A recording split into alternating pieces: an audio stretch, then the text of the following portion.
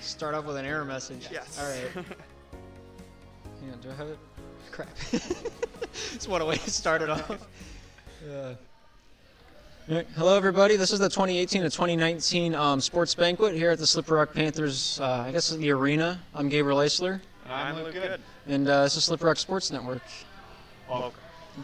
Yeah, right now everyone's down there eating Jim McGinnis's famously, church-wide famous fried chicken. Amazing. Nothing but good words for that. Yeah. I don't even get to partake of it.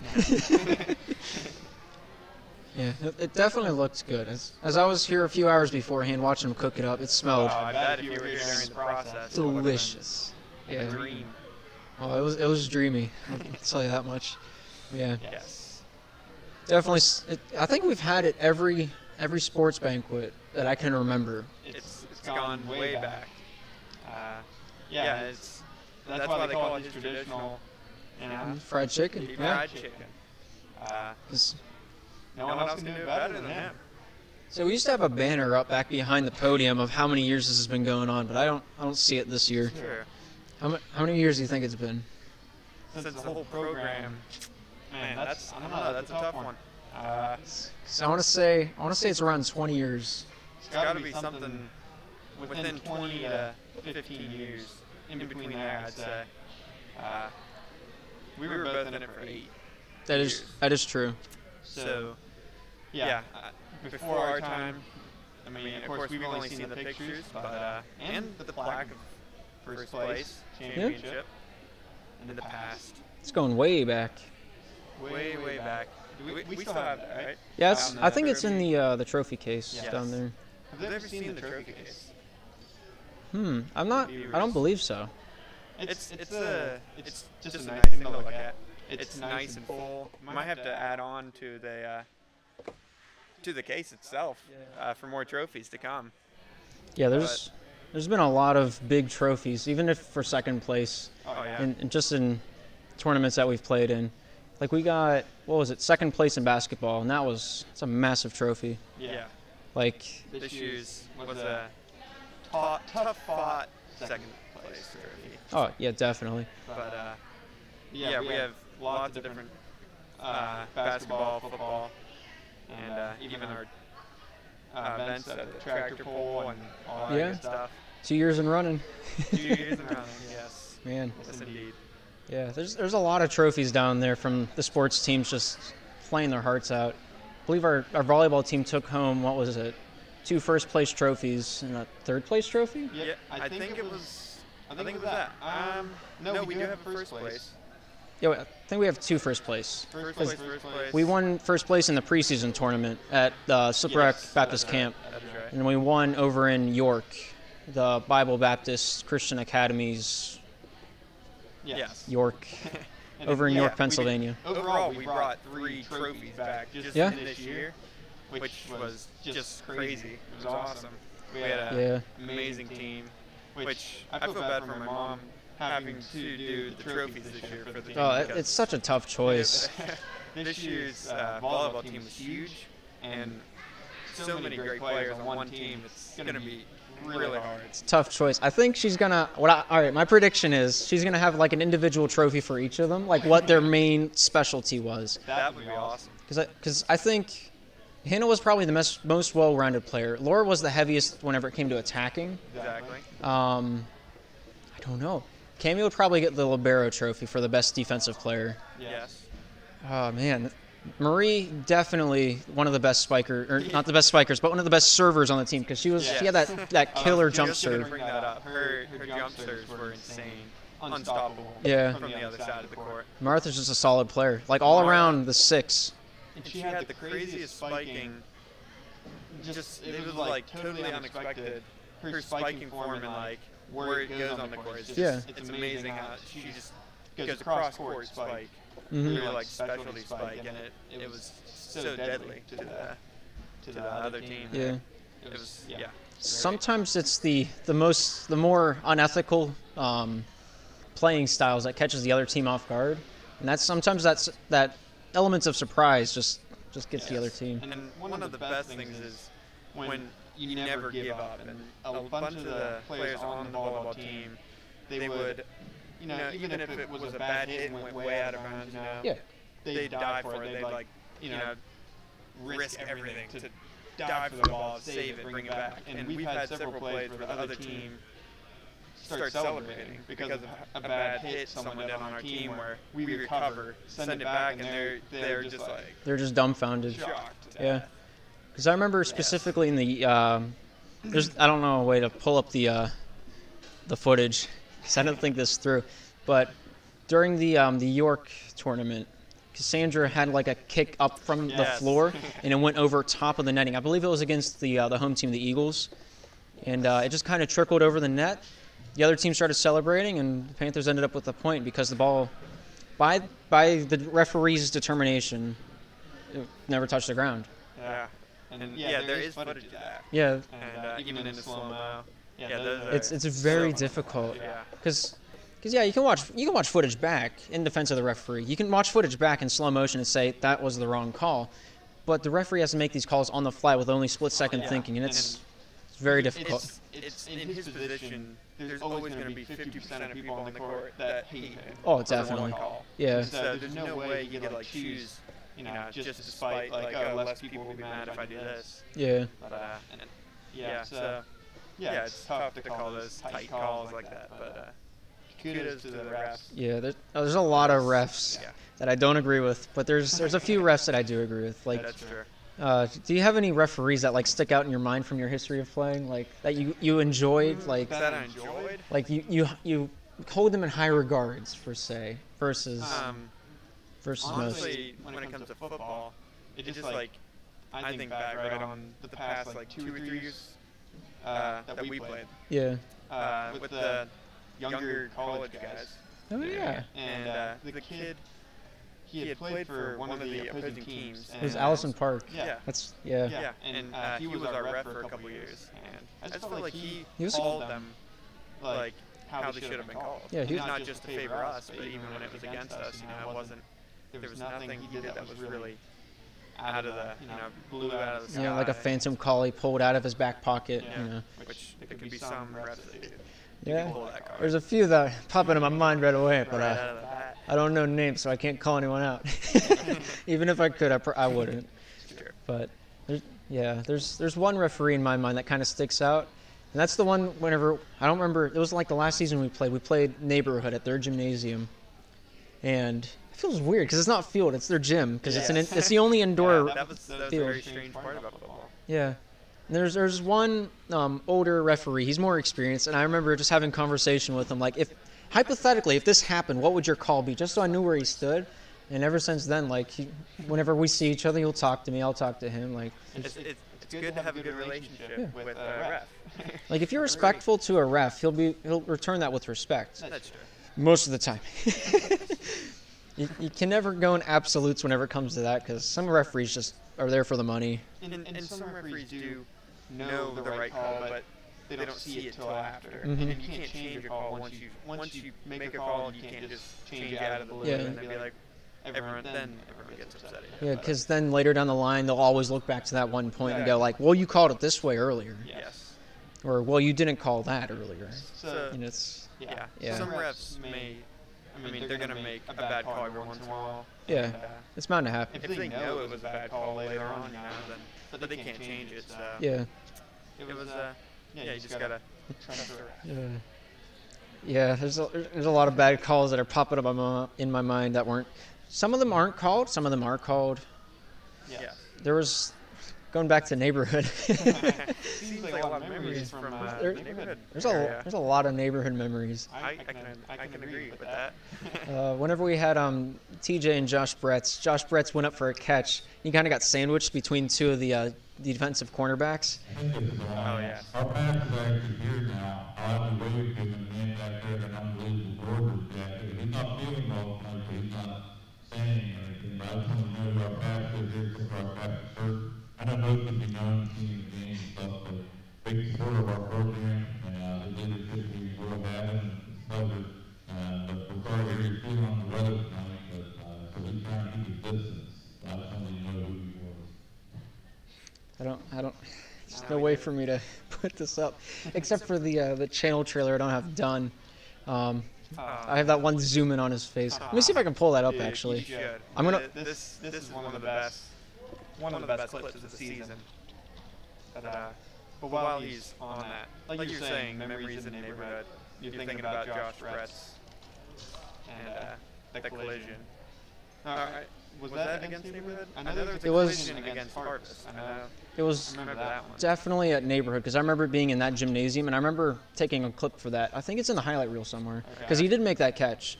Just there was no call outside of that. I do not have it on this computer. I'm going to see if I can pull it up. It's on YouTube somewhere. Let's see if I can find it real quick. Yeah, I was thinking back on some bad non-calls, and there was one. Tyler, I didn't have any. He asks what's with the thumbnail. I didn't have anything else to put as a thumbnail, so that's it. Because of that thumbnail, he got on because he wanted to ask. Yeah. He needed to ask why it was that. Boom, that's how you get viewers. Do off the wall things. See if anyone picks up on it. What channel was it on? Is it my personal channel? Yeah. The Oatmeal Guy? Yeah. But I was thinking back, it had to have been three years ago with John Braun playing, and he was I don't know, he was interesting football player, amazing football player, but interesting at the same time. Yeah. And he was so committed and big that nothing's going to stop him when he's running down the court, the field, and there were plays where this isn't really against the refs, this is just funny, but where he's running from our end zone to the enemy's end zone. When I say enemy, I mean the other team. Yeah. One of them is literally on his back, like jumped and hanging on his back, and he drags the kid like half the field length, and they didn't call anything against them. I remember this. He didn't get tackled. He just, and this is like football we're talking Yeah. about. This Where, isn't like you're not even allowed to have contact with the other player. Yeah. And he's on his back. It was the funniest thing to watch. And, I think it was that same team that had, I don't remember the name of the team because it was a while ago, but they had a player that was playing tackle football in a flag football game. And yeah, there were some hits in that game. Not gonna lie, I remember some. And what team? yeah, the refs were really iffy on calling during that game. Back whenever Colby Coleman played, I think we were playing Westmoreland, and the time ran out in the fourth quarter, and I remember Coleman had a breakaway. He only had one guy to beat down the field, and he was kind of running perpendicular with them. So like he was running across the goal line as Colby was running forward. Instead of going for the flag, he just dropped his shoulder, threw Colby out of bounds, and that was it. That was the game. Time expired, and that was it. And I remember next time we played, Colby said, "I'm gonna go out there and hunt that guy's head down." I'm like, "All right, you do you. I'm gonna stop you." Yeah, I hate those dirty plays, especially when it's you're in the last seconds of the game. Oh, yeah. Just do it. No, if it's not intentional, like it's okay. It's a like really different story. like Jacob's incident with the Harvest team. Yes, it's on the highlight reel. It's in the highlight reel. Yeah, it's the away Harvest game, and Jacob there's a kid that runs in front of him. Jacob wanted the goal line. Jacob was off balance, and he just kind of hit the kid. And to be fair, at the same time, Jacob was a lot bigger than this kid that was in front of him. That is true. So This is gonna play. Like intentional falling over on. I mean, it was just he happened to be there. It scared the kid. But Yeah, I no mean, one was actually injured. I don't think. I think the kid was right around his like preteen years, so he was a twig. He wasn't your run of the mill bodybuilder. He was a little bit on the leaner side. All right. So did you find that? Yeah, here we go. My only question.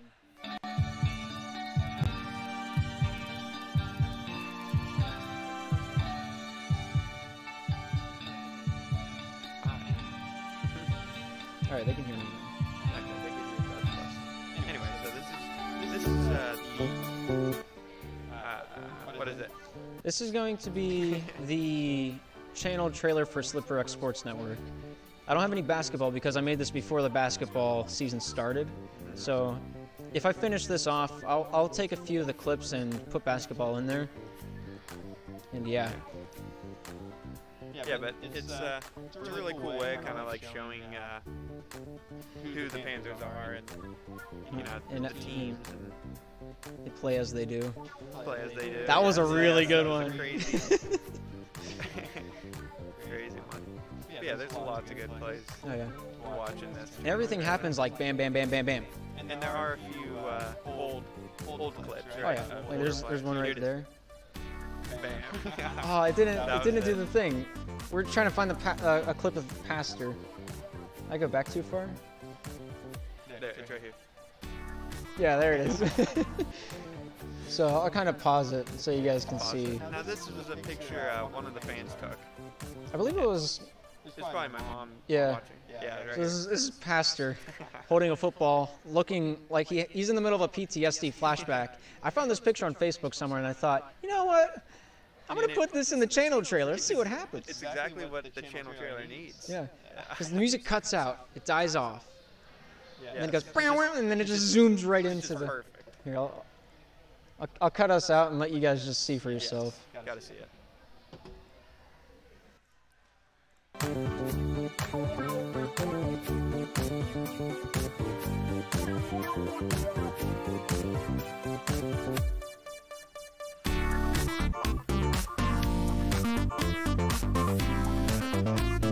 Yeah, that's what it is. It is as it be.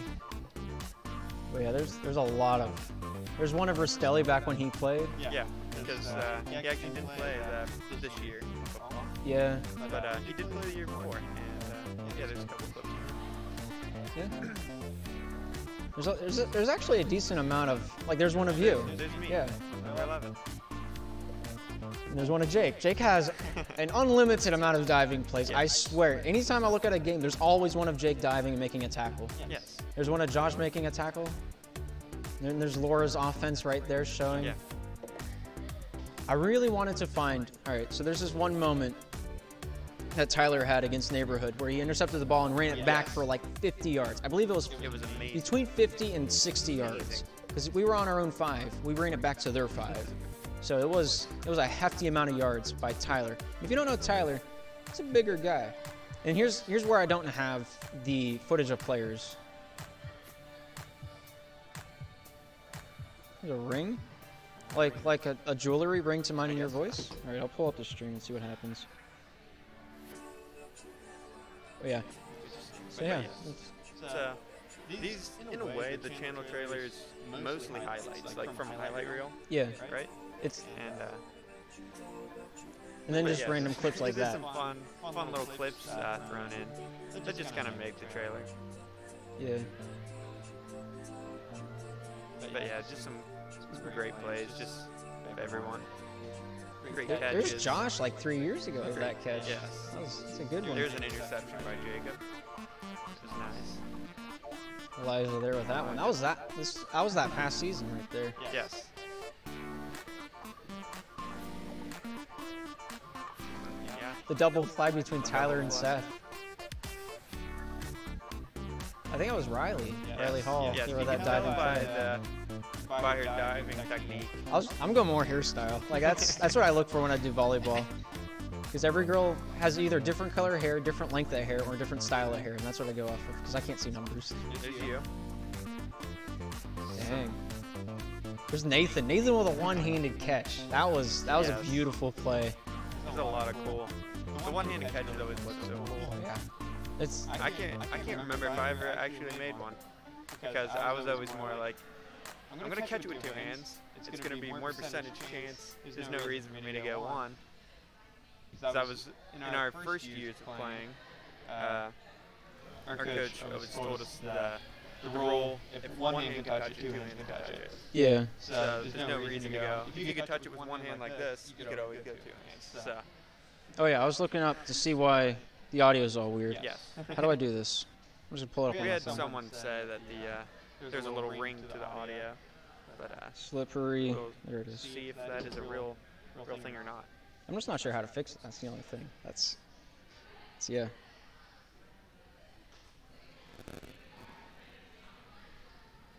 I guess we kind of have to talk to see what happens. Yeah. Hi, I'm talking, and talking through the microphone. But That is weird. is there? Hang on, let me cut off your mic. All right, do your thing. Hi, my name's Luke Good, if you didn't already know. Okay. And, I've been talking here for how long? 50 minutes? No, half hour. Not even. Probably 20 minutes. That's a good job on filling that air, actually. That's all right. So what's happening? All right, that's weird. What's happening is your audio is going into my microphone. Let me just move that away. That should be pretty okay. I could kind of go like this even. Oh, it's just a super sensitive microphone. Hang on, I could bring it closer, lower the sensitivity, and then do a bunch of other nerd stuff that nobody really cares about. Some people do. But most of the people do not. All right, so there's that. Now I'm quiet. Oh, What's the headset? you could do that too. But we're still live, right? Like right now. Yeah. Oh my. That's my catchphrase of the This would be a good change to sip a Mountain Dew. Not sponsored. Not sponsored, by the way. Unless you want to be. Unless you want to be. Whoa! This thing almost fell on me. That was weird. There's like a screw at the tighteners. I don't. That's not my mic. It's not my bag. Is this Caleb's? Yeah, that's Caleb's. Oh, that's scared me, but okay. Should be the same audio. All right. Whatever just happened. Oh, there's two of me. All right. There we go. All right. Let me turn my audio back up. I'm decently quiet. We should have tested this beforehand. All right, I'm up there. Yeah. Do you know if it so it won't be doing a ring problem? If it does, there's no way to fix it. So yeah. Oh, So we got like 9 more minutes. Talk about whatever we want, and that's great. yeah, we filled the dead air pretty decently. I feel. I don't know. I want to ask a question about a spot I never even really watched and knew about. What was the year you played basketball? Ooh, man. Because I did not play that year, and I know Jacob did, and I hear stories, but I never actually thought, like, did you like playing basketball? Yeah, I really enjoy basketball. I played. I don't remember what year Jacob started. I played 2 years. I think it was 2 years before Jake started, and then the year Jake played. Wow, I didn't know that either. And then I kind of just stopped because I didn't quite agree with the coaching, or at least the morality of the coaching. I agreed with some of the things that the coach put us through in practice because I agreed with it, but I play to have fun, and if I'm not having fun, it's not much point. Because I never thought about, like, you played basketball, because I only played 2 years, and I like played a year, then skipped a year, and then played another year. It was on and off because basketball was a weird sport for me. Yeah. And I honestly didn't really care for basketball until like now when I'm graduated. It's actually kind of fun, and I don't know why I just never really got into it. I was just like focused on football, and then football is way better than basketball in my opinion. But yeah, I'll agree with you on that one. I don't know. Playing like, if I would rather play like a round of knockout with basketball or a round of 500 with football, I'd favor 500. yeah, me too. 500. I was actually. Or jackpot, whatever you want to call knockout, actually, because I don't know. Like I said, I'm growing on basketball now, so I'm getting the vibe of it. And when it comes to football, it can only really be enjoyed when you're playing a game. Like, if you're like, let's go throw the football around outside, like, it could be fun, throw it around, but that's not like football. Yeah. Because, like, I don't know, I love being wide receiver, and Jacob was quarterback, so throwing it around, like, it'd be him throwing it to me. But, you know, if you're just playing a game when there's, like, you know, you got a center, you got blockers, and first down, all that jazz that goes with football, I mean, that's just the fun thing about it. And But yeah, I guess the more I think about it, I'm like, well, if I want to play football and have fun, I have to run a lot. Yeah. And then you get to the lazy part of me doesn't like it as much. Yeah, I'm kind of on the same boat with you. I don't know. If I had to pick a sport to watch, I definitely favor football. I don't know why. Yes. Yeah. I'd do the same. Because with me in my past, I played a lot of soccer, but I'd never watched a single soccer match in my life. Like, that's strictly love playing the sport and nothing with doing of viewing it. That's like me watching any of these games. Like, I probably wouldn't be here if I wasn't, broadcasting it. Because I just don't enjoy watching it as a spectator. Yeah. But as a commentator, I love it because it's Yeah, it's something to commentate. it's like, I don't know. Because every game to me is a blank canvas, and I can throw color in there as I feel fit. Yeah. I don't know. That's the best analogy I got. I enjoy watching. At least, I guess this is the first year I kind of watched football. I'd rather just play than watch that. But for basketball, doing the books is a little. You can't really watch as like a normal viewer because you're focusing on certain points in the game to where you're writing so much down. It's hard to just watch to just to enjoy it. You're more or less like making sure everyone can get their stats correct. And Yeah. You're more. which, I mean, I didn't mind whenever I was going through the season. All right. Tricky Nicky asks, when are you guys going to be playing First Baptist? I don't know. The season's kind of over. This is Sports Banquet, but if you're talking about the next season, No idea. Schedule's not even thought about yet.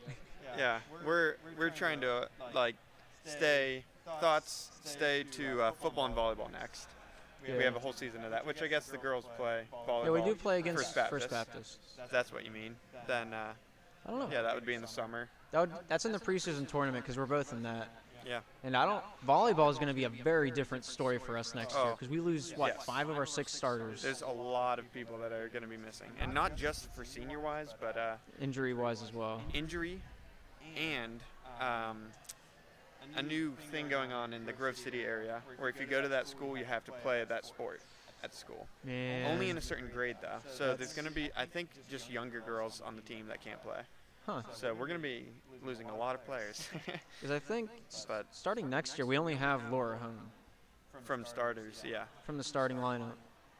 Because Yeah, it's insane. Marie's graduating. And Martha. Dang, there's seniors front and back this year on this Oh, yeah. paper. Senior. I think this is like the most seniors in a long time. Last year was 3. The year before that was 3. And the year before that, I think, was 4. Maybe. The year that Tyler, because there was Tyler, Lane, Jessica, and Caroline? Emma? And Emma. And Emma Van Til. Yes. Is that right? Vantel, I think. I don't remember. She was number 8 in volleyball. You can Yes. go back and watch the older volleyball stuff. But yeah, there's been very few seasons. Like the year that I think John Warby retired or graduated, whichever you want to say. I think we had a decent amount back then, but that was back when we were like still JV. Like it's like 2008, Yeah. 2009. Long time ago. Yeah. Man, there's a lot of seniors here. Yeah,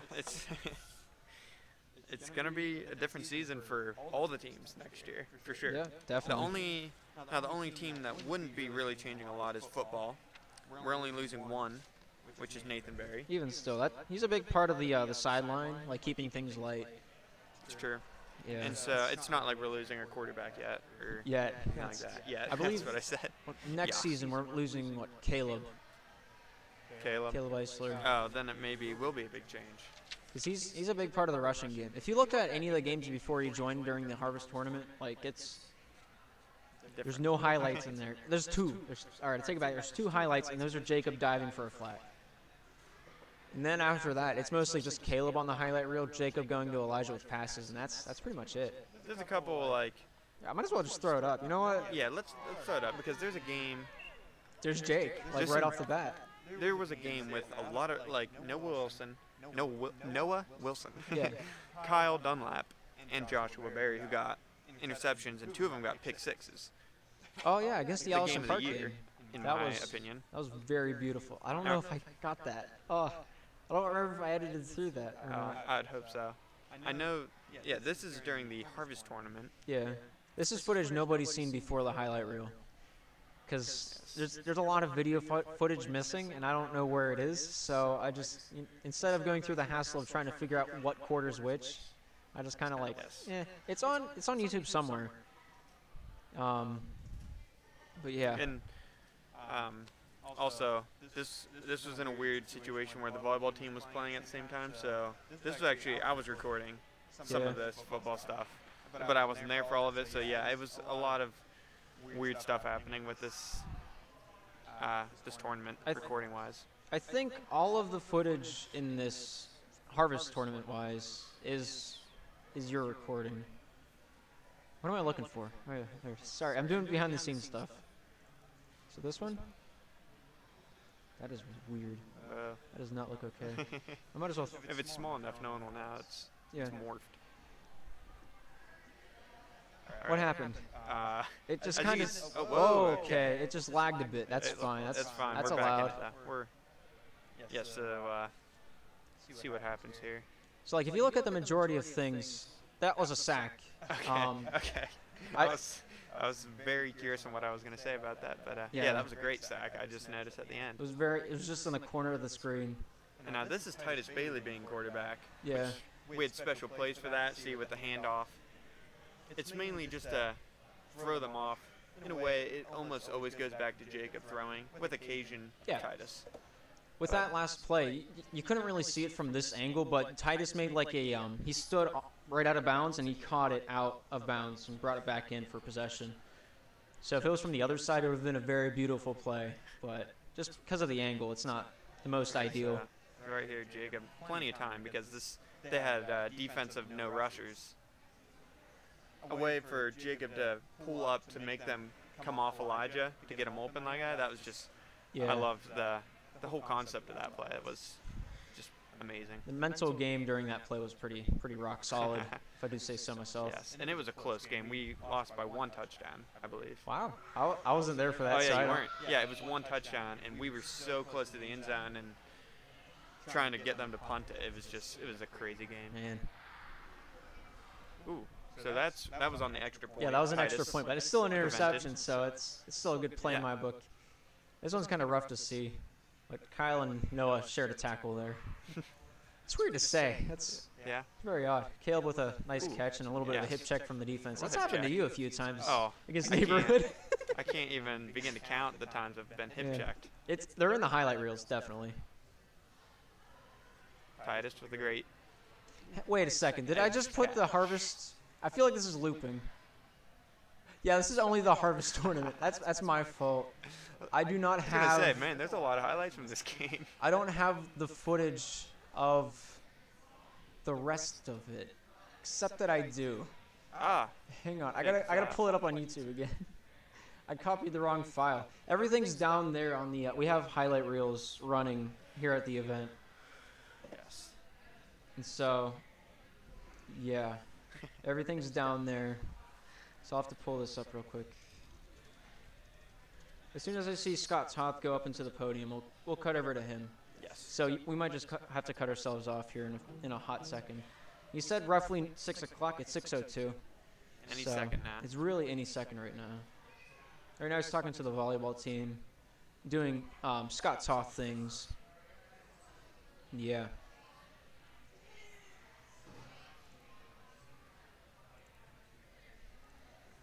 Copy the link, do the thing.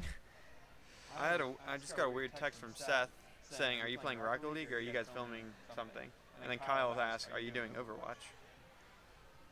I don't know how to respond to this. At first I thought he was watching the live stream and was trying to make a joke, but I actually think he's asking if we're playing something or if we're recording. So let me answer that. I mean, who's to say we're not playing a game? I don't know. No one could prove that we're not. It's true. All right.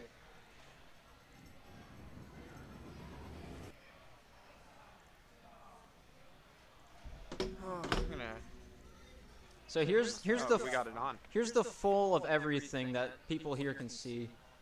Yeah. Now this match was a good one. Yes. As it buffers. Yes, I did like this game a lot. The Evangel Heights game. They sat out, I believe it was 2 seasons or so, and then they came back this last season, and I feel like it's probably the more even match we had all season. It was, yeah. But yeah, everyone out there on the field had a good time. Like, now right here is a Titus's. beautiful one-handed catch. Yes. I believe I take this one down to your camera angle next. Yes, I believe you do. And it wasn't quite a touchdown, but it was an amazing catch, amazing yardage. Oh, okay. It doesn't like this. Not even a little bit. Just look at that throw.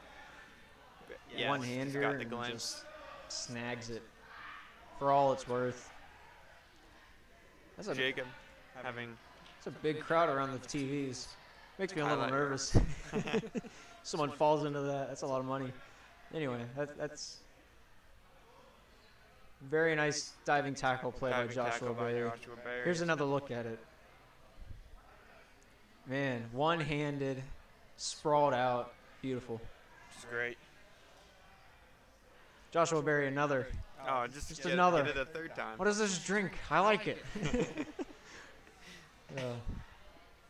Yeah. Right here.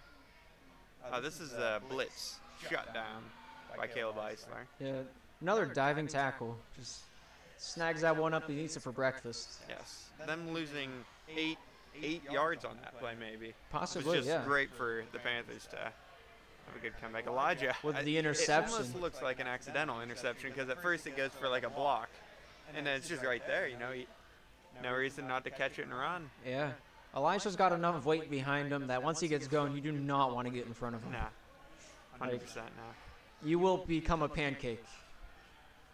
Another interception in the same game. That was forced by Caleb Eisler. Yeah, without that rushing game. His rushing. Yeah. There's two primary types of defense. There's the rushing game and there's the coverage game. And the Panthers got that rushing game. Yes, they do.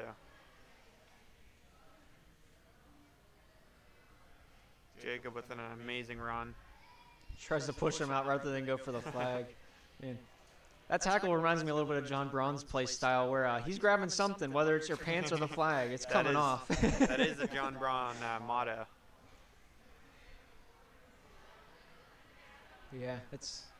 And the reaching Jacob was really good at during the season. Oh, yeah. He'd always reach. Where, sometimes if you don't reach, your flag gets pulled. You don't get those extra yards. Yeah. And what's worse is that some refs don't even play by that. Where we had refs like have talk back and forth about like, well, if he reaches that, it doesn't matter. It's where the flag was pulled, and we're like, it's the reach. That right there, it'll replay. This is a very good play. I'm going to turn us off because I think I go for a side-by view. Oh, we're going live.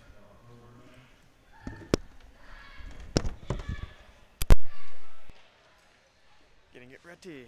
Looks like they're going to start with the sports program with all the teams. We're just going to hope this works. I don't know if it will or not. That would be unfortunate if it didn't. All right, it's not.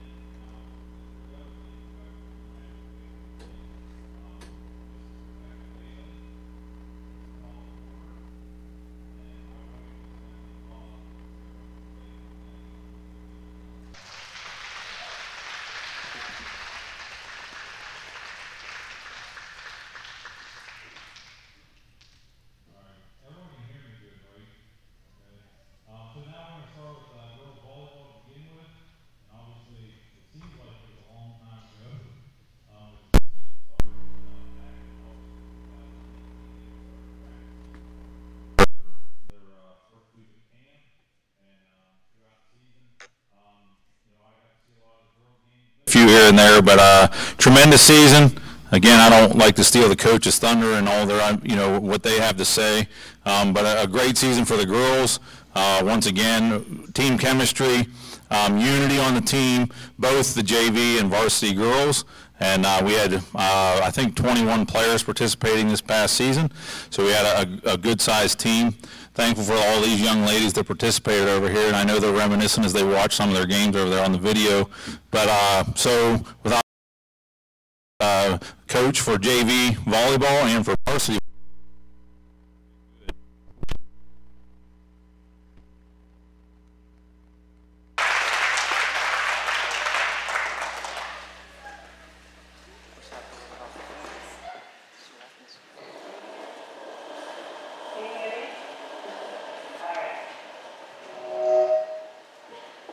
Panthers volleyball 2018 was a huge success.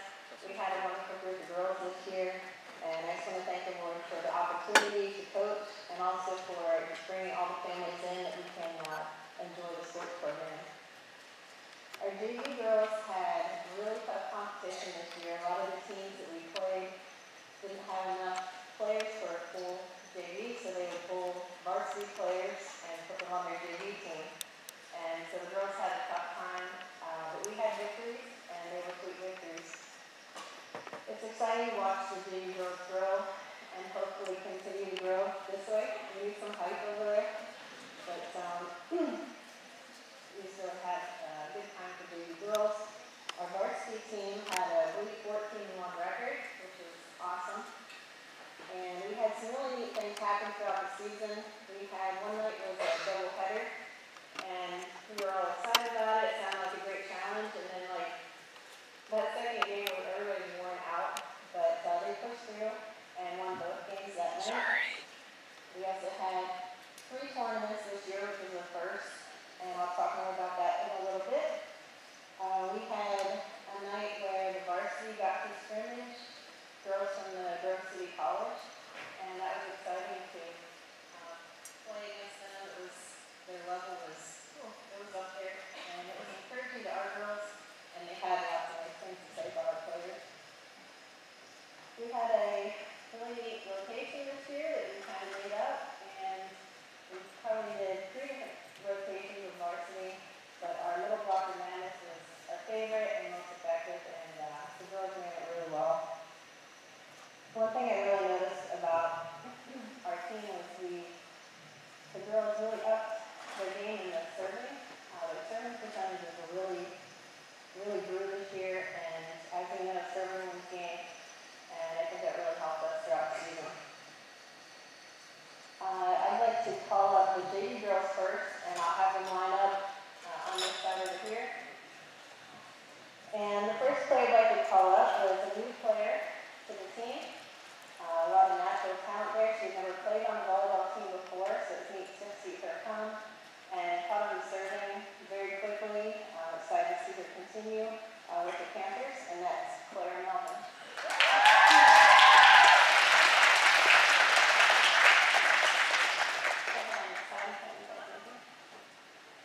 The next player gets pretty nervous out on the court and is always saying, "Don't tell me what the score is, don't tell me what the score is."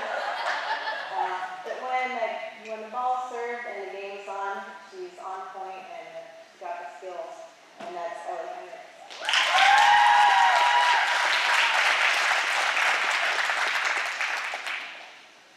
And the next player has an unbelievable, powerful arm and a powerful serve, which got lots of points for the team this year. We moved her around a little bit in the season from hitter to setter and back and forth a bit, but she's learning and improving her skills, and that's Madison Bailey.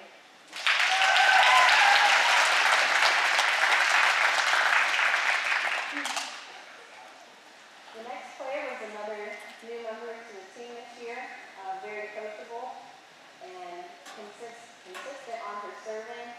She was the captain of the JV team and also one of our setters, and that's Elisa Armour.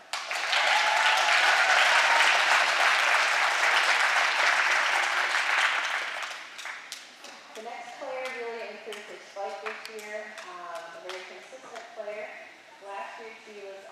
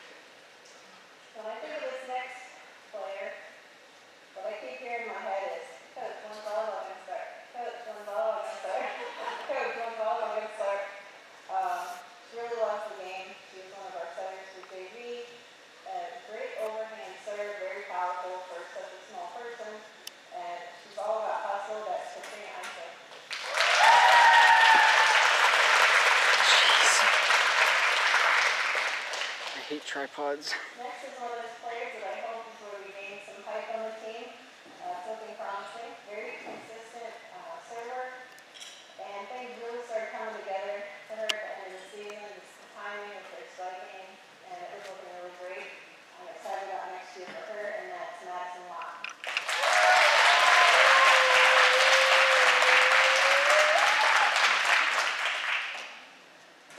The next player, unfortunately, we got to play the last 2 games. She suffered a concussion and an outing where she was, and so she missed out on most of our season. But hey, the 2 games she was in, she had 5 opportunities to serve. She got every serve over, and that's Helena right now.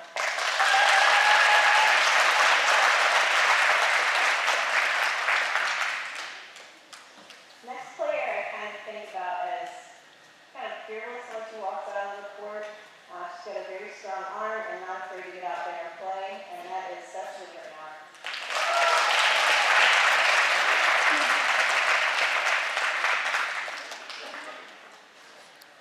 Next player always has a smiling face. She was a great addition to the team this year. Great attitude and joyful disposition. And I don't know if she's here tonight. Teresa? Is she on here?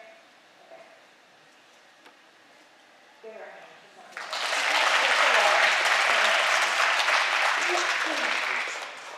And this player definitely improved on focus during the games and improved on getting her serves over the net. Sometimes I think she surprised herself with the serving, but that is appropriate.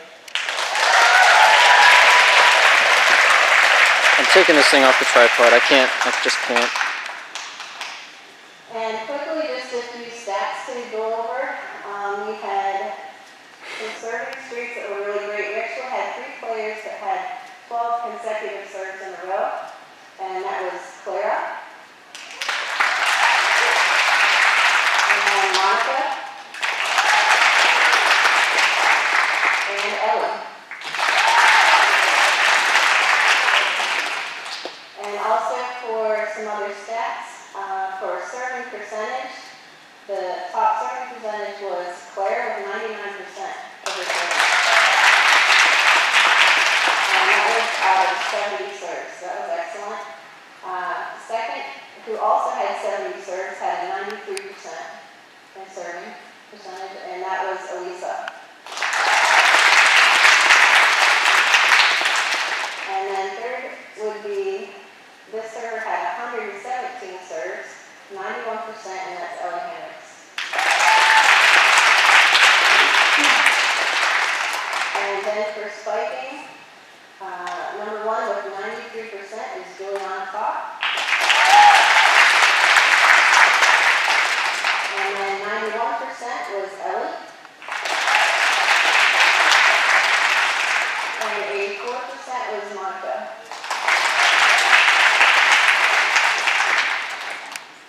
Alright, you guys can stay up here, and I'm going to go ahead and bring the varsity up. These guys are just going to call their names up, and then we'll go from there. So first, I'd like to pop is Megan Wilson.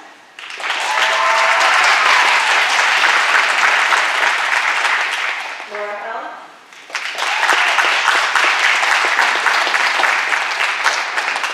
Cassandra Eisler.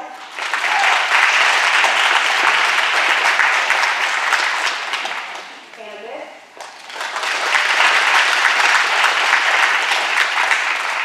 Martha DePue.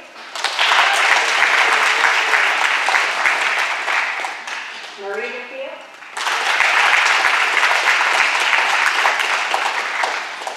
Joe Cooper.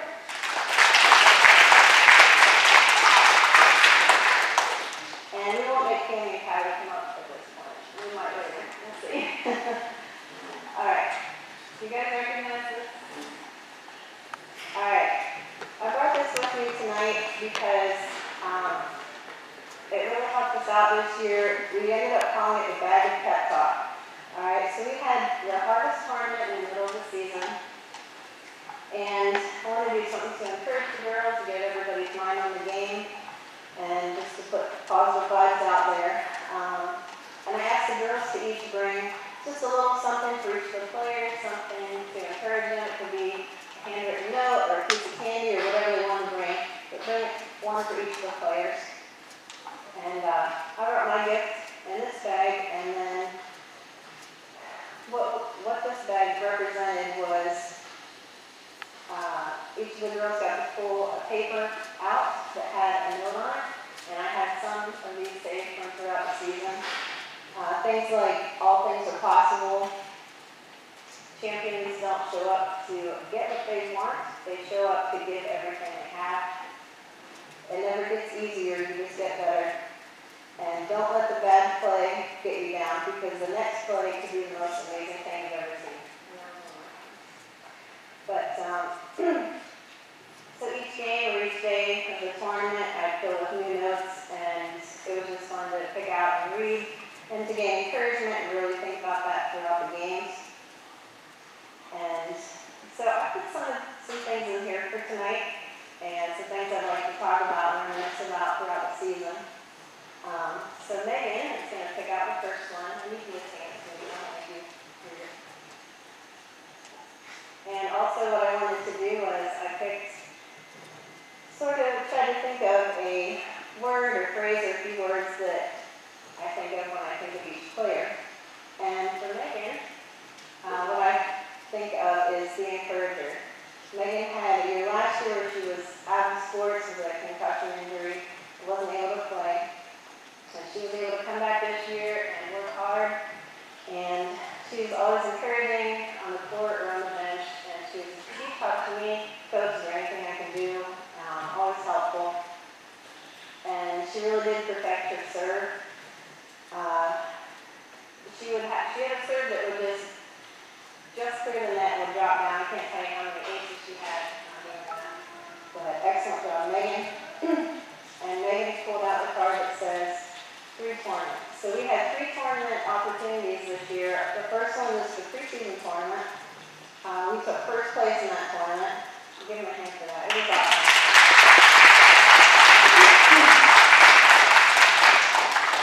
And as we were at the tournament, in between games, I had someone come up to me and they said, "Did you hear what they're calling your team?" I was like, "No, that's good." And they were calling them the Iron Women. And it was just awesome because they wouldn't let the ball hit the floor. They were determined, and just the way that they played together, people really saw that in them. And so the Iron Women, here they are. The second tournament was the Harvest Invitational, and I really felt like that was an excellent bonding time for our team. So we really grew together during that time. And one of the moms had told me back then that while the tournament was going on, someone said to her that they played so well and their team spirit is contagious. So it's always excellent to hear other teams' feedback and just so many positive things they have to say about our team. And then our third tournament was in York, PA. It was the first time tournament for that sports program to have. And man, there were so many memories that were made on that trip. It was an excellent time being together, and we took first place in that tournament as well.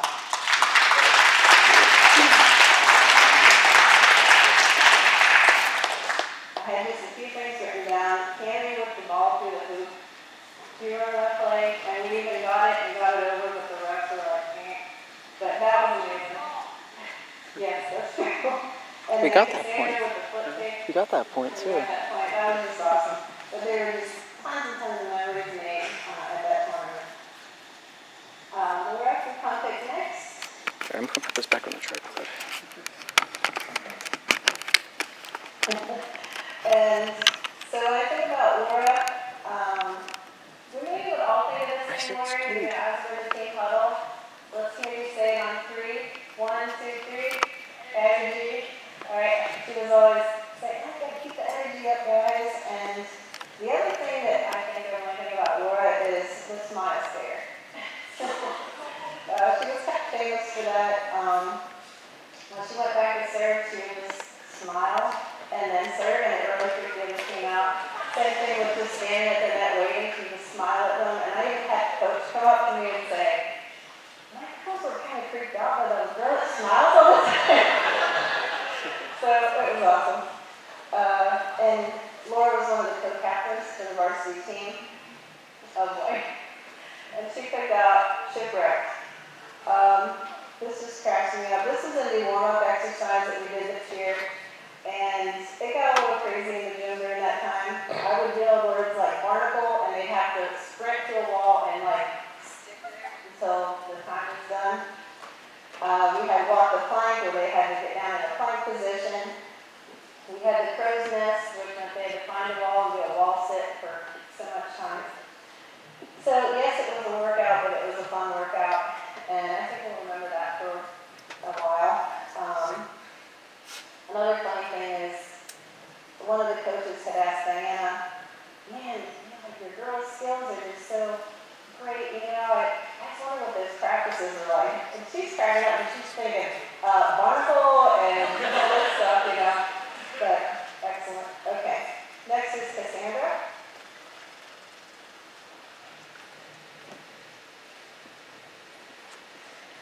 And the word I think of when I think Cassandra is jazz hands.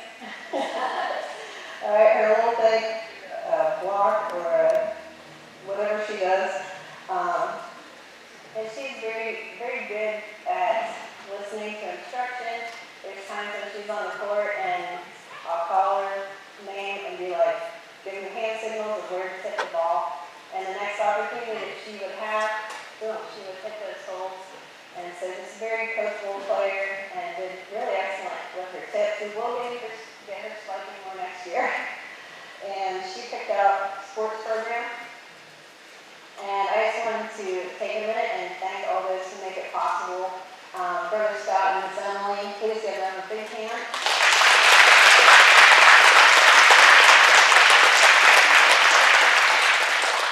It takes a load off of me for sure to have Miss Emily do all the scheduling and deal with all the emails and things all about the schedule and to move things around when necessary. Brother Scott, just for being at the games with us and just so many things, taking time off work, and being a big encouragement to the girls as well.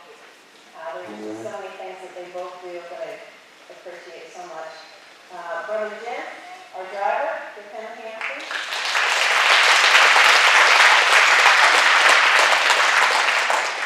Him taking the time to drive us all over the place, down through Pittsburgh and everything else, and also for always trying to get us those free meals at Arby's and Wendy's. All those who help with the concession stand, Miss Val, I know, was instrumental this year in helping organize it, and all the ladies who work there. It's a great, helps out with money for the sports program, and it's very much appreciated. We had lots of people volunteer to line judge this year, and every year we've got scoreboard workers, and I want to thank Brother Joel for coaching my boys in football and basketball. And then thank you to all the fans who come and help support our team. And it is a big commitment for families, and I appreciate the parents so much, especially if it's, we're changing times on practice, or it's going to be this time, that time. And I know it's a very full schedule. It's the longest season I've ever coached from the very end of July to the very beginning of November. But thank you so much for all those who come and support our teams. And Hannah, the next.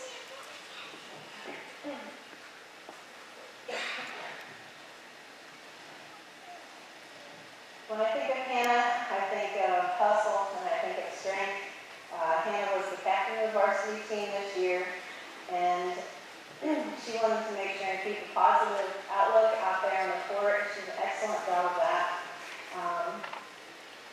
And when she hustles, it's not just her flying across the floor. She's really good at making the plays and making those saves. Got a real, I don't know what to say, hammer of an arm, I don't know. But when you're on the other end of those spikes, it's pretty scary. So excellent job as captain this year and being a leader to the team. Hannah picked Martha's homework. This cracks me up. I love adding fun to the games. Yes, it's a lot of hard work, it's a lot of time, but it can be fun too. And you can see Martha doing homework all the time. between games, before practice, on the buses, and one night we were having, I believe it was the last scrimmage before our final tournament. We were just practicing here at the gym. And we're like, oh, just one more scrimmage, one more scrimmage. And Martha's like, oh, I've got homework to do. We're like, come on, Martha, just one more. And she's like, okay, so we got our hands in the huddle, and we said, on 3, Martha's homework.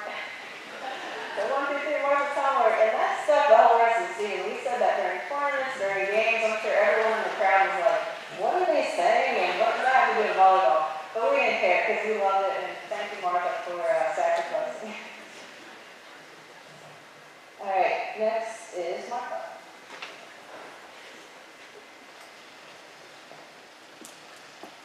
All right, and when I think of Martha, I think of the one and only right side hitter that just blows my mind. And yes, her form may be a little funky, but we're not touching that, right? So she does an excellent job hitting from the right side. She also played a really tough position in the rotation that we played this year. And any of you who subbed in for her spot understand how tough it was. She did a really great job of covering and also hitting. And Martha picked out Make It Count. We came up with this cheer to do, and it just helped remind us that like every pass, make it count. Every set, make it count. And we just said whatever words had to do with volleyball, and we wanted to make them count. And whether it's in volleyball or maybe it's your job that you're in, when we have a task in line with a goal, we want to make sure we are making it count and not just wasting time or, not being responsible. And this kind of ended up being a theme for us this year to really make it count. And they did an excellent job of following through with that. Next is Jill. Oh, sorry, Marie.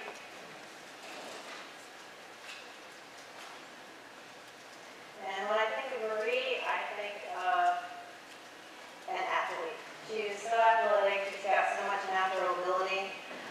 She was also a co-captain for the varsity team this year. And when you watch her play, she's everywhere she needs to be. And I don't even know how she gets there sometimes. She's hopping over, zipping between people to get there. And just an excellent job. She had a really neat jump serve. It was so effective. And other teams had lots of comments about that. Just an all-around great player. And she picked stats. And if I could have McKenna come up. Come on up, McKenna.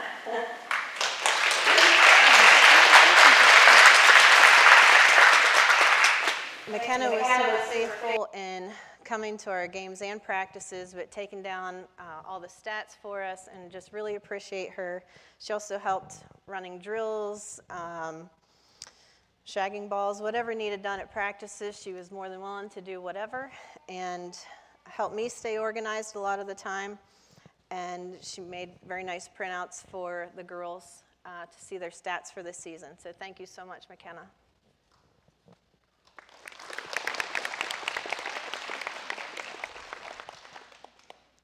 All right, Jill. All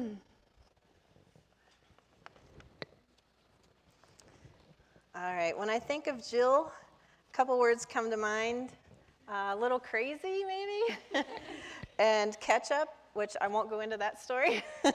Ketchup seemed to be a theme with Jill, but it's been really great to see Jill come in to the Panthers team and hadn't really had a sports background, and through these last few years with her playing, develop into a really good volleyball player. Moving up, learned a lot of different positions, and she also made a lot of friendships along the way. We're going to miss Jill next year. And she picked To the Can. Here's another one that made no sense to anyone but our team. And it was a new drill that we came up with.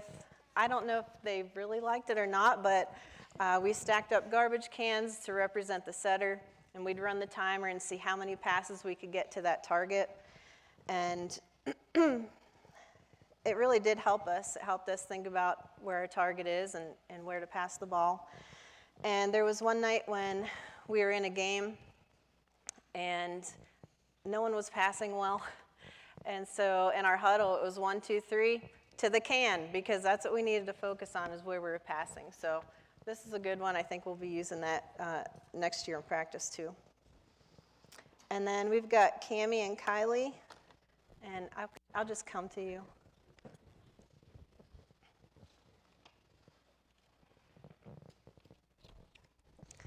All right. When I think of Cammie, the word that comes to mind is game face. All right, she's got an intensity. She brings so much to the team. She was our libero this year, which is a back row only player who specializes in passing the ball, and she did an excellent job as libero. There were other times where she would wear a regular jersey and sub in as an all-round player, and she can play all those positions very well.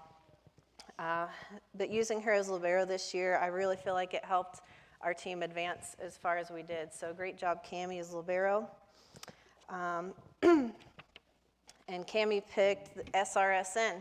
So let's give Gabe a huge hand.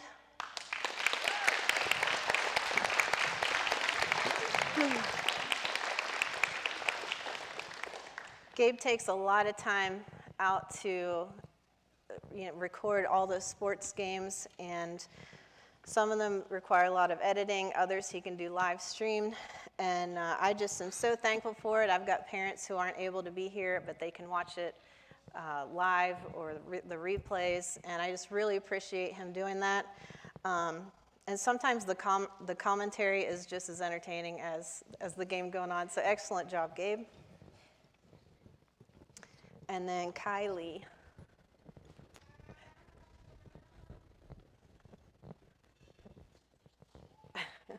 This should be the last one. Okay, Kylie. When I think about Kylie playing volleyball, what comes to mind is a million faces.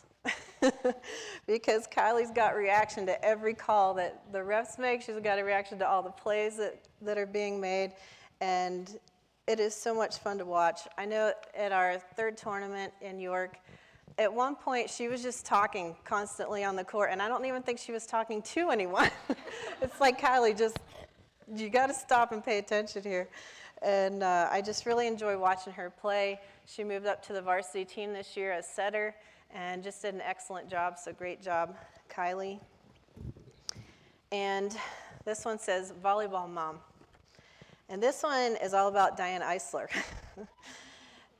Diana is definitely the volleyball mom. I've got a lot of names here for her.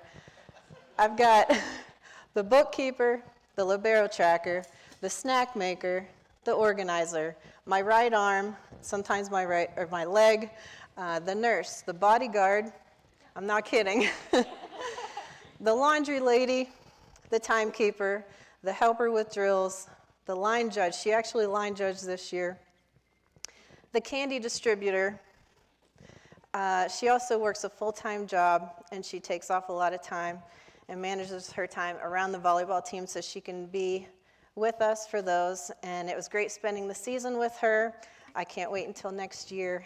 And I'd like to give you this for all of your help and your dedication to the team.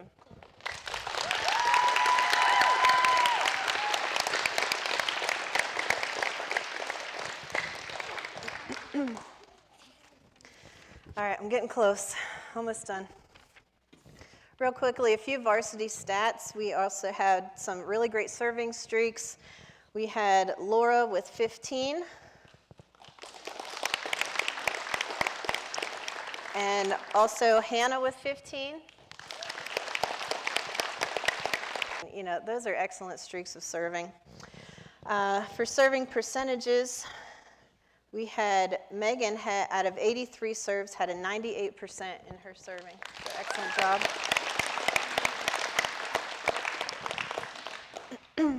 And next we have, out of 325 serves, 93% is Hannah. Good. And then Laura with 421 serves and 89% serving. And then Marie with 313 serves with an 88%. So excellent, excellent job. Spiking, we had quite a few ties in the stats percentage-wise.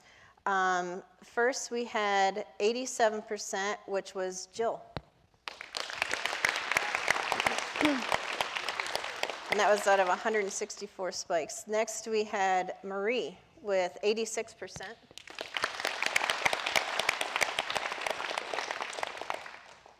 And then also with 86% was Cassandra.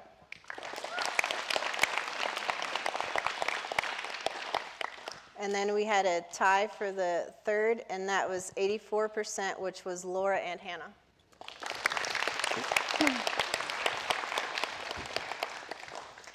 All right, on to the awards. Are we ready? All right, we'll go with JV first. And the first award is for the most improved player, and this award goes to Madison Lott.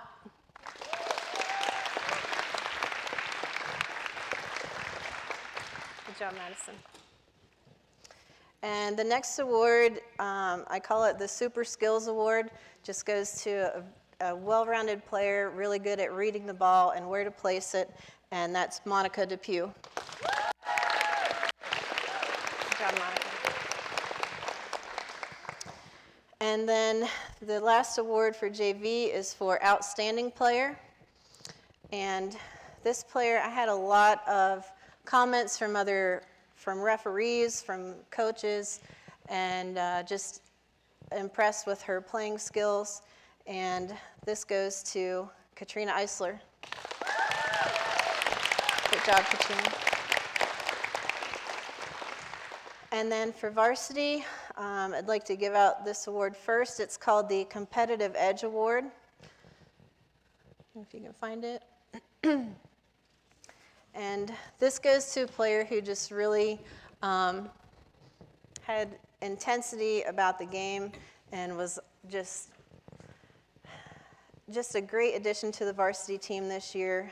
Just so proud of the way she played and what she brought to us, and that's Cammie Coleman. Good job, Cam.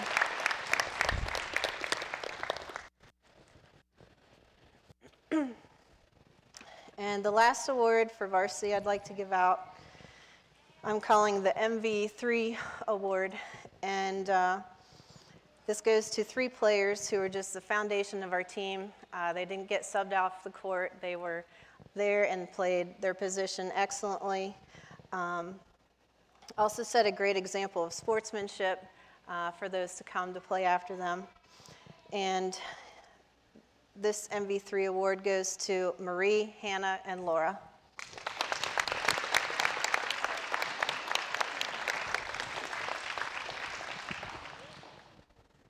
Thanks, Coach.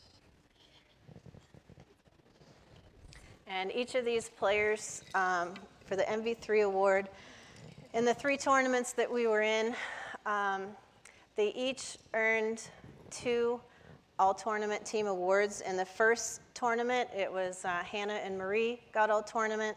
And then in the second tournament, I believe it was Hannah and Laura. And then for the last tournament, it was Laura and Marie. So it was just an excellent, their performance was excellent, and it was noticed throughout wherever we went to play. So I believe that is it for the volleyball.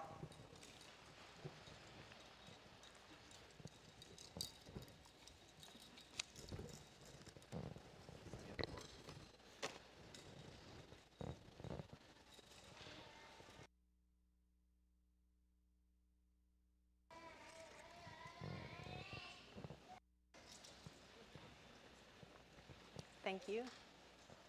Do I open it now? That's from the varsity team. Okay. That's for you. So, and then Elisa. Oh, okay. Thank you so much. Thank you. Thank you all. I believe we are dismissed, or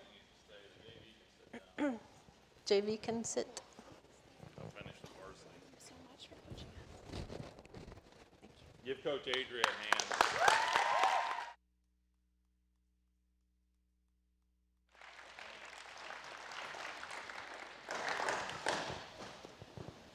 I think I'm on. Real quick, the varsity players can earn a letter, as most of you know, and that's what I want to take care of right now. And the way this works, if they've already lettered, then they'll receive a service bar this year. And if they haven't lettered, they're going to receive a letter this year. So first to receive, can you hear me all? I don't know if I'm close enough to the microphone or not. First to receive you girls just come up and grab this one if they make it easier for me. I'm getting kind of old. Hannah Good. This means they played at least 50%, obviously, of a game. Marie Depew. Martha Depew. Laura Hone. Cassandra Eisler.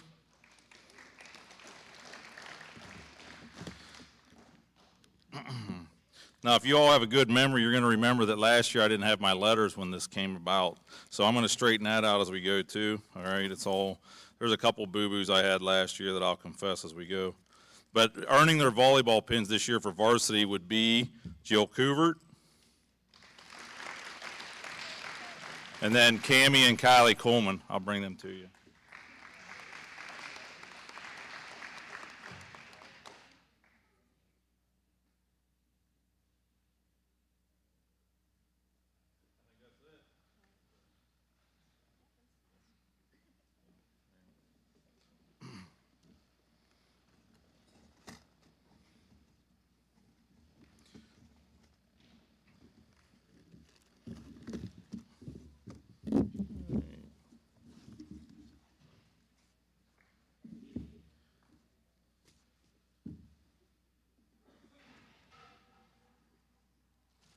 This is the letter I was talking about. They receive one of these, and then they get a pin for each sport that they letter in. So some of you that didn't get this yet, you'll be getting it tonight yet. I'll get it all squared away. Last year they didn't make it in time. It takes about 3 weeks to get them, and so they didn't make it in time by the banquet. All right.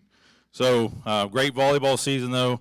Good job for the girls in all the tournaments. They played hard. York was a special one out there, I think. The girls stayed in a hotel for the first time, I think, as a team. I think everything was good. They had a kind of a pizza party, but as you can see, they have a good season from beginning to end. I try to stay out of their way because I know I just get rolled over. Miss Adria's parents went with us, and they and I went out to eat, and the girls had their pizza party at the hotel that night, so I think they enjoyed it. But they were super successful, and she says 14-1 or 15-1, whatever the record was. That's only matches. I don't know how many games they played this year, but it was a lot, and they didn't lose very often. And I don't know what that total record was, but the best of 5, they rarely lost. And so they great team chemistry, great team spirit, amazing to watch. I'm still learning volleyball, but I'm really proud of the girls and everything that they accomplished this year. All right, so we're going to move on to football next. I don't know how long Coach Joel's been coaching football now. 6 years? Oh, something like that, okay. So they had a young team this year, new guys starting out, getting acclimated to it. And they had some success, though, and we've seen improvement as the year went on. And, again, I'll let him elaborate on that. But a great bunch of guys, once again, that formed our flag football team this year. And they got to play in a tournament for their first time this year, and in a muddy tournament, cold mornings playing out there. But I think it's a memory for them. So, Brother Coach Joel, you come up, and this is our coach for flag football, and then he'll go through what he has to say this evening.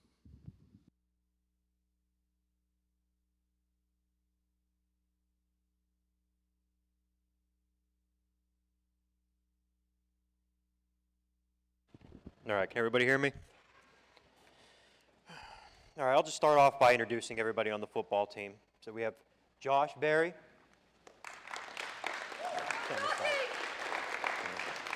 Nathan Berry.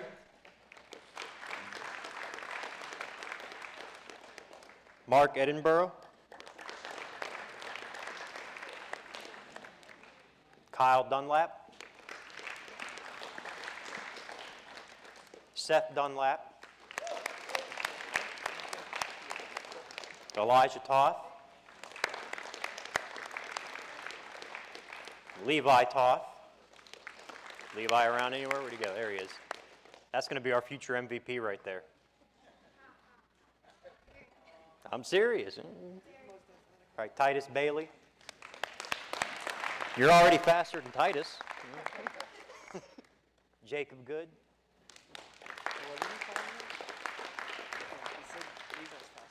Noah Wilson. And Caleb Eisler.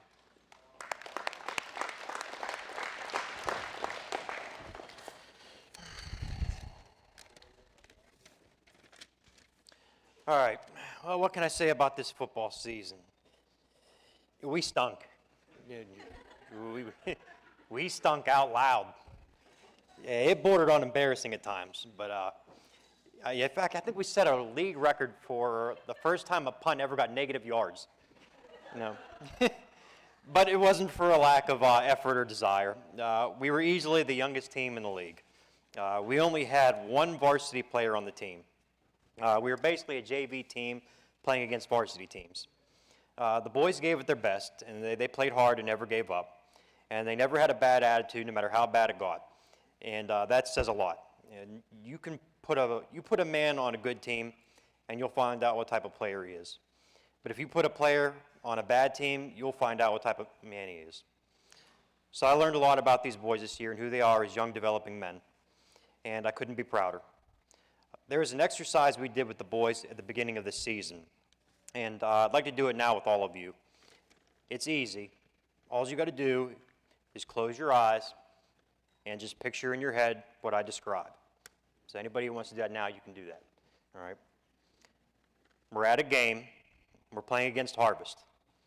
It's the fourth quarter, and we're down by 6 points. We have the ball at our own 20-yard line. Seth snaps the ball, and Jake drops back. He pump fakes, then throws the ball downfield. Titus snatches the ball out of the air, makes the guy miss, and runs into the end zone. We line up for the extra point, and Seth snaps the ball. Jake drops back to pass. Elijah goes off the line, and Jake throws him the ball. Elijah makes the catch.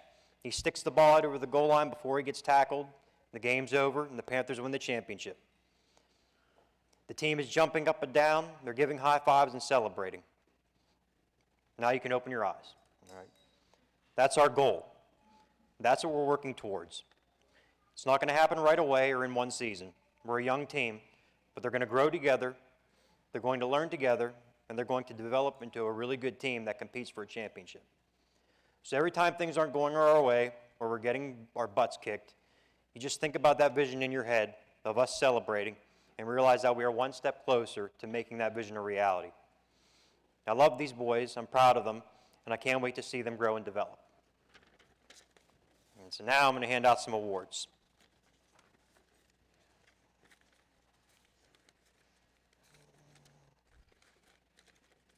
All right, we're going to start off with the most improved player. So one good thing about having a very young team is that there's a lot of room for improvement. And no one improved more on the field this year than Kyle Dunlap. Hey, we just stand right here.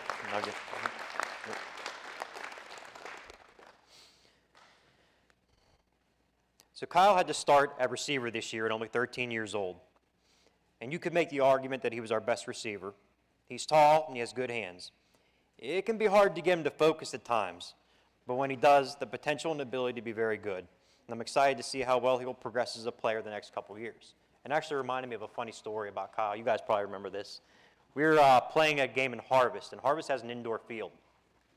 And they have turf. And when you have a turf, they put these little black beads in the turf, and it helps to keep the turf from laying down flat. So it was towards the end of the game. We were getting our butts kicked, no surprise there. And so I'm on the sideline. I'm focused on the game. I'm sending plays in. The players are focused. They're ready to go in and out. So finally I figured, all right, you know what? It's time to just start getting some young guys in there and get some time. So I look behind me to tell Kyle to go in there, and Kyle has his back to the field, and he's on his knees, and he's playing with the beads in the field. I said, Kyle, I said, what are you doing? Come on, get in there, let's go. He said, huh? But no, Kyle, you did a great job this season. I was really surprised, and I'm really looking forward to seeing you play. Right. Good job. Thank you. Yep.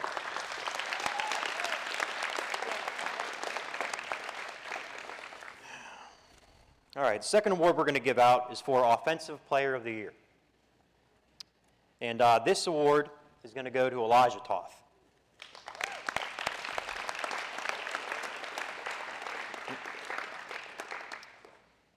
So when you're basically a JV team playing against varsity teams, it can be a real struggle to move the ball on offense and to score points.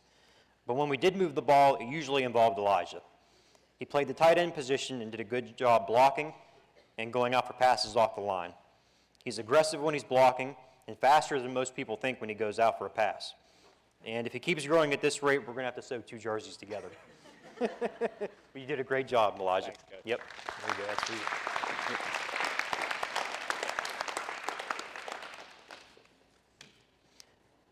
Now, the third award is for extra effort.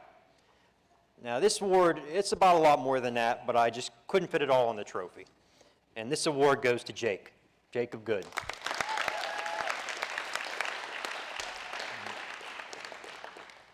Jake has the work ethic and leadership that all coaches hope for in a player. In the beginning of the season, we played in a tournament at Harvest, and Jake got selected to the all-tournament team. And it wasn't necessarily because of how well he played the quarterback position, but Jake's a competitor. He gives everything he's got every time he steps on the field. He's our most athletic player on our team and consistently make plays on both sides of the ball, on offense and defense. His play, effort, and athleticism stands out. The other coaches saw it, and that's why they selected him to the all-tournament team. And they saw the same thing I see in Jake all the time. Congratulations, Jake. You did a great job this year. Yep, there you go. All right, well, that's all for football. Don't leave yet, guys.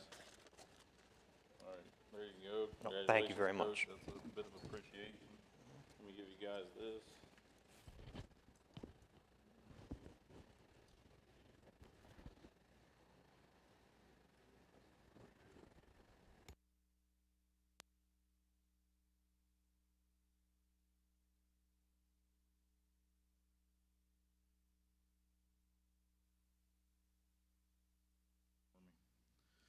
All right, this is where I need to catch up on a lot from not having the letters last year. So bear with me as I think about this. If you start smelling something, I'm sorry. All right. I have it all actually written down, I think, so we're good to go. But these guys all deserve this. Most of them earned this from last year. I'm going to try to straighten this out with them the best that I can. So we'll get caught up on last year. Jacob Good, I don't believe you got your service bar last year for football. Okay. You already had a letter, though, I believe, right? Yes, okay. So come on down. You're the next contestant. Okay. There you go. All right. Nathan Barry, I owe a letter for last year, so in a football pin. There you go for that. There's your football pin. And here you go. You get a service bar then for this year, so we should be caught up and square. Okay. Josh, he's standing right here.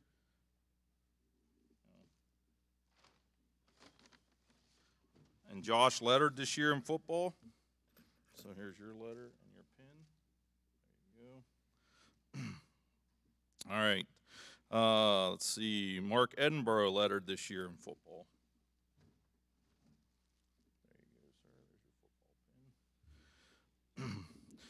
Titus Bailey lettered last year, so he'll be receiving a service bar. There you go. Here's your, hold on. There you go. All right, Caleb Eisler, same deal.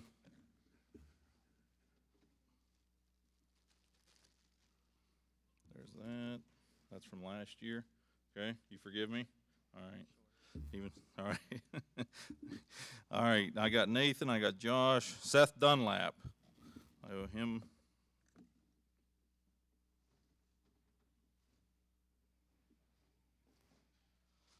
There you go, sir. There you go. That's for this year. All right, Kyle Dunlap receives a letter this year.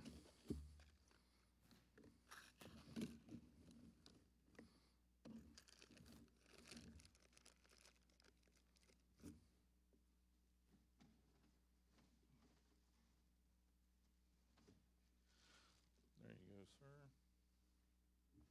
All right, Elijah, did I do you yet?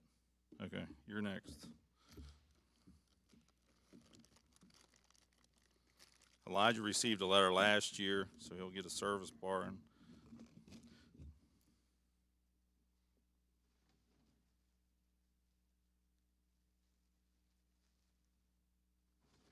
there you go. All right, and Noah Wilson receives a letter. I think that's everybody. Did I get everybody out here?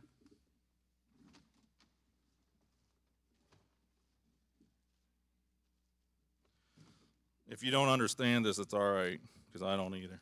Hey, whoa, whoa, whoa, whoa, whoa, whoa, come back here. I didn't get all of it yet. There you go. All right. All right. I think we're all square, right? Guys, forgive me for messing up last year. Sorry. I didn't give it enough time to order those in, but thank you for being patient. All right. We're going to go ahead and have, you just want them all to stay up here? No, let them sit down. Okay. All right. Go have a seat, guys. Thank you. I'll do mine next, I guess. I want to get this, square it up. All right.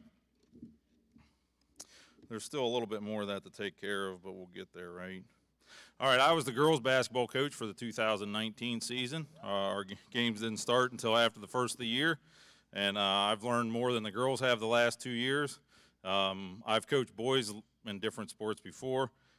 Girls are not different in a bad way, but they are different. They coach me, really. They have a lot to say when there's a timeout.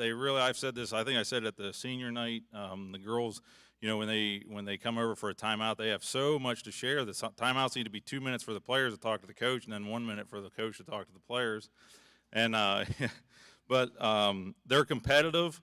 You know, when I first started refereeing basketball, the first things I refereed were college girls. And they're vicious. I'm not saying these girls are, but I mean, I don't see all what goes out on the court. But when you're refereeing, you know, girls can be vicious and violent. That's all there is to it. And college-age girls, our girls are feisty. I know. I mean, I think that if we would have been boxing, we would have been undefeated for sure. They always have a different angle. They want to take a different approach. But like I said, I've enjoyed it. We had some newcomers come this year. Of course, I'm not as elaborate as some of our coaches at writing things out, and I reminisce, but, you know, we had girls from young all the way to old, first-year players, but they all wanted to learn. I had 13 girls playing this year, and, you know, they all improvement. It's hard to play 13 girls sometimes. You want to see them be able to be out there as much as you can, and but, of course, you know, Cammie and Kylie haven't made it up here as basketball. That sort of derailed their season, and I feel bad about that. It was Luke last year, and with his knee, and both these young ladies in the same game, first game of the season, injured both their knees, and they made it out tonight. They both had surgery on Monday, believe it or not, both reconstructive surgery, so very detailed. Their legs are going to be stronger for it, though. I know they don't think that tonight. They're still both kind of smiling. But so I'd like the girls to come up here tonight. You know, I don't have a lot of awards to pass out to them. It was a good season. We won some games. I don't honestly remember what our final record was. We were supposed to be in a tournament that got canceled, so we didn't end up playing in the tournament. And I think we played 12 games. And I believe we had 5 wins and 7 losses, I think, is how it went. And so, you know, I enjoyed the season. You know, people ask me sometimes, are you ready for it to be over? It sounds kind of harsh to say, but, you know, when it first starts, you're not ready for it to start. But it was a good year. We didn't have to cancel any games in basketball. That's always a plus for weather. But the girls were faithful to practice, faithful to trying. And again, as they said, you know, sometimes the schedules get mixed up and you practice different days and different nights. and the parents obliged by trying to get their players, the players here. But I'll just start out with the seniors on our team and go down through to the younger players. Jill Couvert, Hannah Good, Megan Wilson,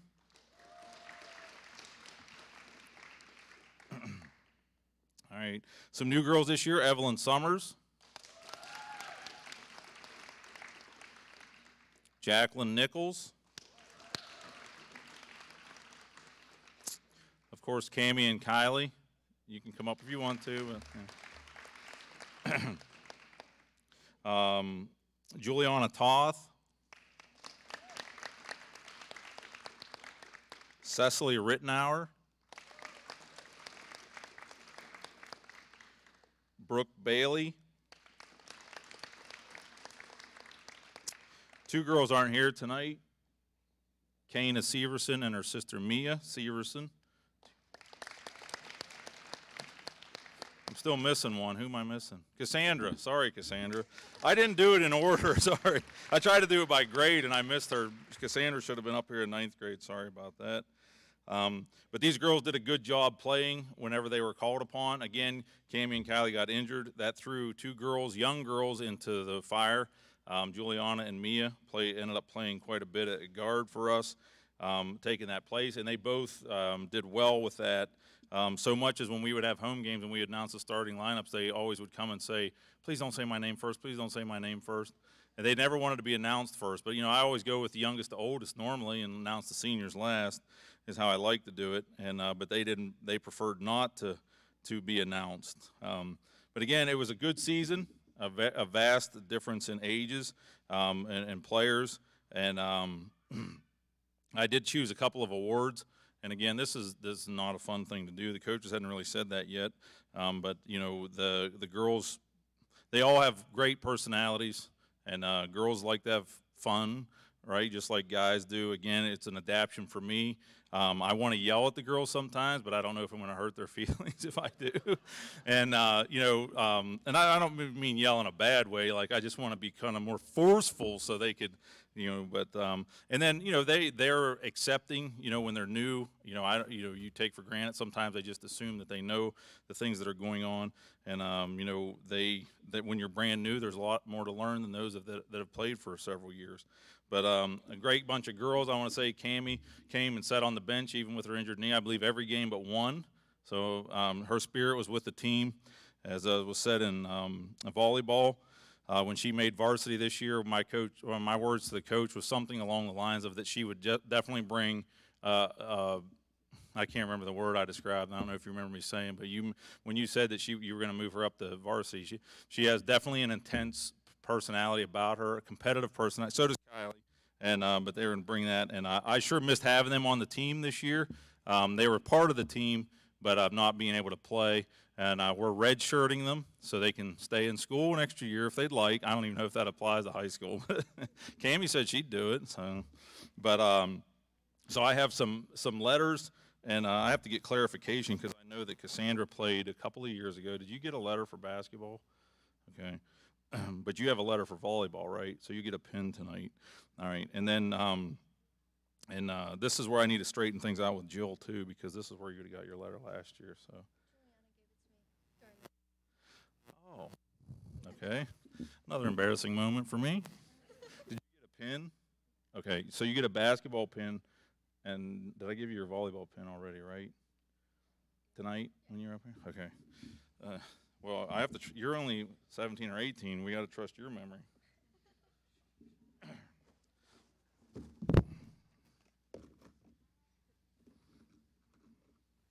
All right.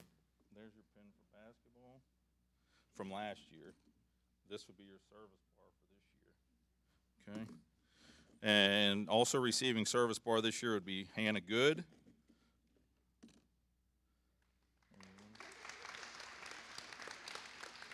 And Cassandra would be receiving a basketball pin for lettering in basketball this year.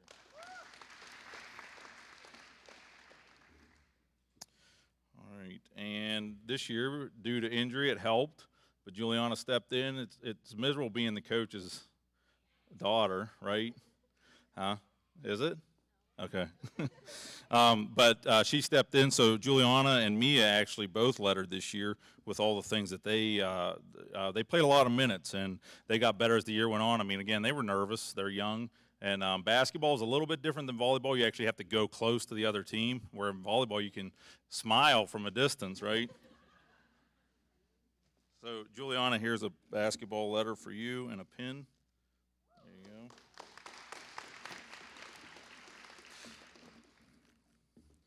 And I think that is good. Again, when you letter in a varsity sport, it's playing at least 50% of the time, okay?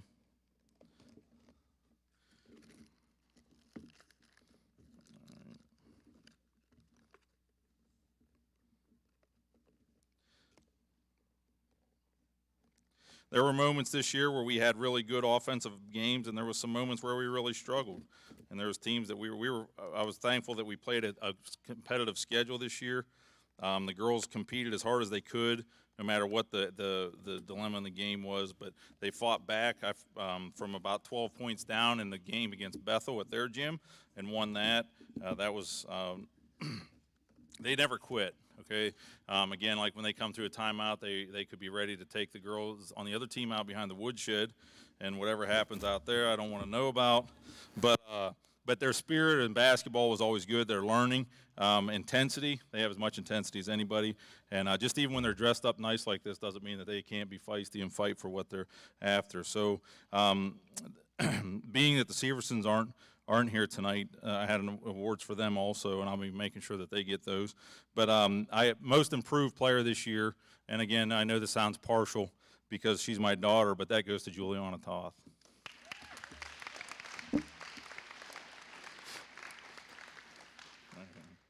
All right. Volleyball is her first love still. I'm trying to change. No, I'm not really, but she definitely changed her tune some about basketball, and I think all the girls have, but you know, I don't have a problem with them liking volleyball over basketball. They have great time in volleyball, and you can see that by all the things that go on. And but I'm thankful for the girls' basketball team that we were able to enjoy this year. Thank you, girls. All right.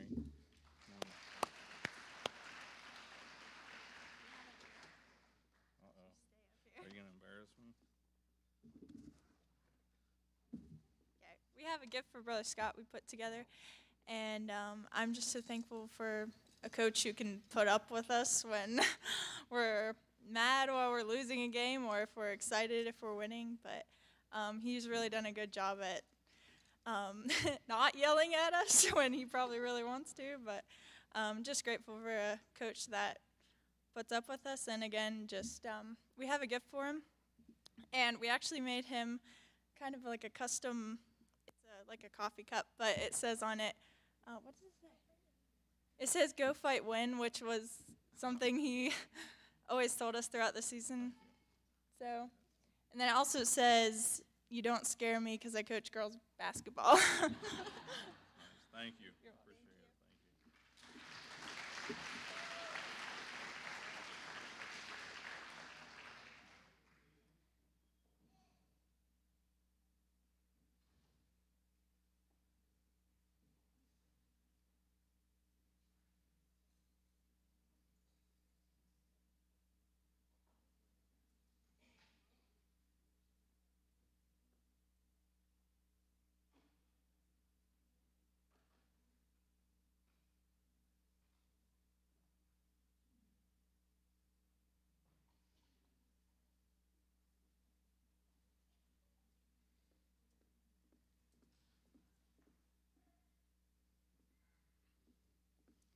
I feel like I'm cramming 2 years into one, but Jacob Good, I forgot to give you your football one last year, so I have it tonight.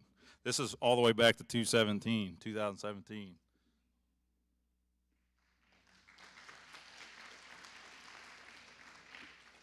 That was another embarrassing moment. I should be used to this, but I was going through the boys last year, handing them out, and I got to him, and I didn't have any left. I miscounted. So I told him I'd get it, and I went in and talked to the guy, and he's like, well, as soon as I order more, I don't want to just order one thing because it's expensive to do, and I never heard from him again until this year. So it's taken care of now. So hopefully I'm getting everything caught up. If I'm not, see me afterwards, and we'll get it all figured out. All right, now moving on to the boys basketball season. Coach Mandrell also coached the boys this year. And we had one team. We didn't have a JV team this year, just played varsity schedule. And they finished the season with a tournament and did very well. In my opinion, from the beginning, first game till the last game, the most improved team through the tournament. You know, they struggled in their first game, and that team was actually the team that eventually went on to win first place. But they played them another time, 2 more times actually, and they didn't go down without a fight. And it was a good tournament. I think they were the most improved team over that 2-day period. And so it gives you a sign that they didn't quit. They improved as the games went on. I think they played 7 games in 2 days. A lot of basketball for them. They did very well. But Coach, if you want to come up and go through this, and then we'll just about be done.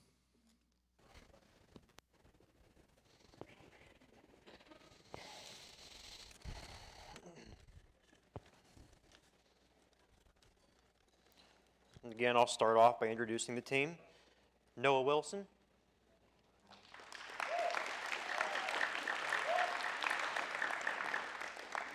Kyle Dunlap, also known as the Bulldozer. Oh no, that's Seth, never mind, Seth Dunlap. Seth's known as the Bulldozer for moving people around, usually illegally. Elijah Toth. Jacob Good. Titus Bailey.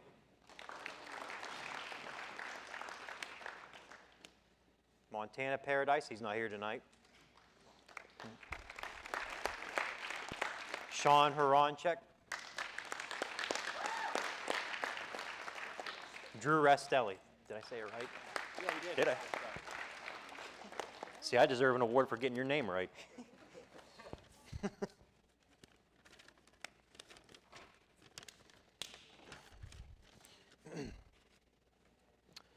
So I'll be honest, before the season started, I didn't have very high expectations for the team.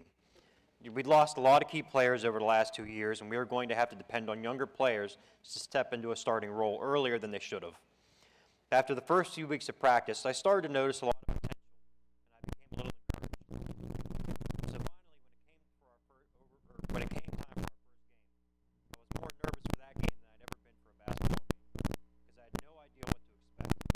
Basketball is all about teamwork and chemistry. It's not easy to develop. It's not something. Plan and a strategy on both offense and defense.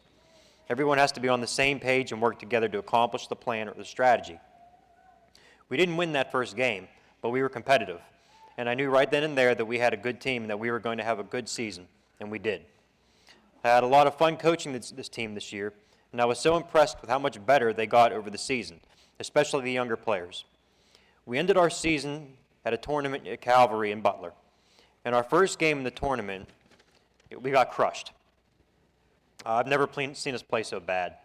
We only scored 12 points in 2 10-minute halves. Our second game wasn't a whole lot better. And at that point, it would have been very easy for the boys to just get discouraged and to hang their heads and to lose the desire to want to keep on competing and just give up. But they didn't. They knew that wasn't who they were, and they knew they were a better team than that. They stayed confident and went on to win their final 2 games of the day. They showed up the next day even more confident and ready to play. They beat 2 of the teams they lost to the day before and made it to the championship game, and had to play the team that crushed them in the first game the day before. Oh, and a lot of people don't know this, but we actually almost lost one of our star players before the championship game. We almost lost Sean due to a cell phone accident. Yeah. He had a cell phone on the basketball, and he was sitting in a chair, and he would drop the basketball, and his cell phone would go flying up in the air that way, and then Kyle would catch it. And I'm watching him do this, and he's all focused on the ball, and he drops the ball. Well, this time when he dropped it, the phone came flying back in his face and hit him right between the eyes. So we were lucky that we didn't lose him for the championship game. Although we actually did end up losing him for the championship game. That's another story. They played hard and led most of the first half. But early in the third quarter, Sean fouled out. Sean's a very important part of our team, and that was a big loss. But still, pick it up. But still, the boys didn't give up. They fought hard, and they gave it everything they had. And unfortunately, it wasn't enough. They lost by just 8 points. But they never gave up when they faced adversity. They won second place and earned a trophy. And also, Drew got selected to the all-tournament team. And personally, I feel Sean should have got selected as well. But anyway, it was a good season, and I'm so proud of how they played this season, and I feel blessed to be their coach. And now I'm going to hand out some awards.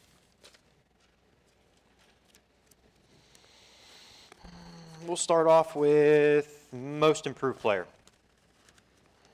And I really could have gave this award to a couple of the boys this year, but I chose to give it to Elijah Toth.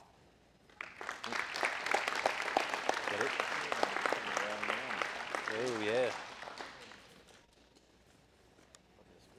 Yeah. Really? All right. All right. All right, so, yeah. So last year was Elijah's first year, and he played under the basket. And last year, whenever someone would pass him the ball, he usually just passed it back out. He didn't really have a lot of confidence, didn't really know what to do. So this year, when we started practicing, we really worked on his game underneath the basket, and he learned a lot real quick. And the difference between last year and this year is unbelievable. It's easy to forget that he's only 14 years old. He's still growing and is going to get even better. He's got a ton of potential, and I fully expect him to be a big part of this team in the future. Congratulations, Elijah. Good job. Yep.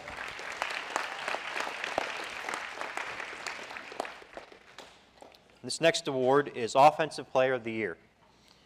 And this goes to Sean Horonchik.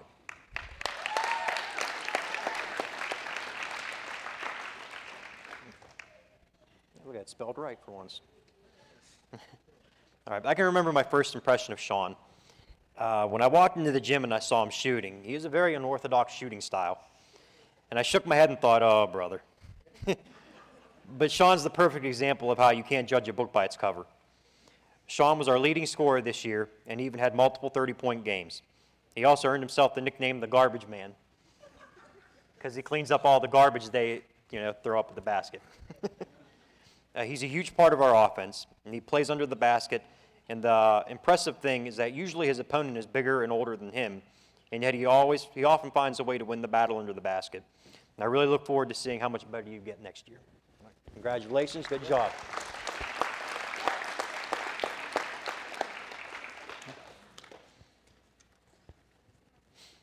This last award is for the MVP of the team, and this goes to Drew Restelli.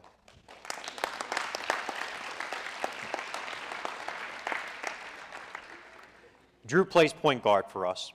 Point guard is an important position. He's like the quarterback of the basketball team. He runs the offense. Most people don't realize that these boys don't just go out there and run around and do whatever they want. We have plays we run, we have a strategy, and it's up to the point guard to decide what play we run every time we're on offense. So the point guard has to be able to make good decisions and think quick, and nobody does that better than Drew. He's the hardest worker on the team. He comes to the gym on his own to practice. He's competitive, and nobody wants to win more than him. But as fine as a basketball player he is, he's a finer young man. He's a man of character. He's focused in his pursuits, and a standout individual who leads by example. He's humble and always has a positive attitude. He's well-liked by everyone.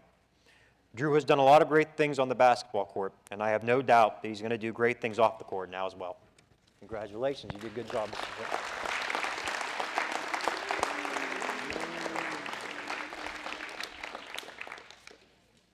So now, lastly, I just want to thank everybody who helped out with both football and basketball, everybody who drove for us, everybody who kept stats.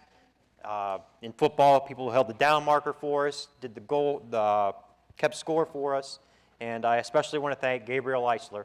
He takes so much of his own time to videotape all these games for us, to do editing, and I know even the other teams come up to me often and tell me about his commentary, how they get a laugh at it and they appreciate it. So he puts a lot of time and effort, and I want to thank him. And of course, I want to thank Scott and Emily for everything they do behind the scenes. That also takes a lot of work that people just don't always see. And I just want them to know that I appreciate that, and thank you for everybody. And I thank you for everybody who showed up at the games and cheered us on, and I really look forward to next year. Thank you. Huh? Oh. All right, gentlemen, let's get this letter thing straightened out. All right.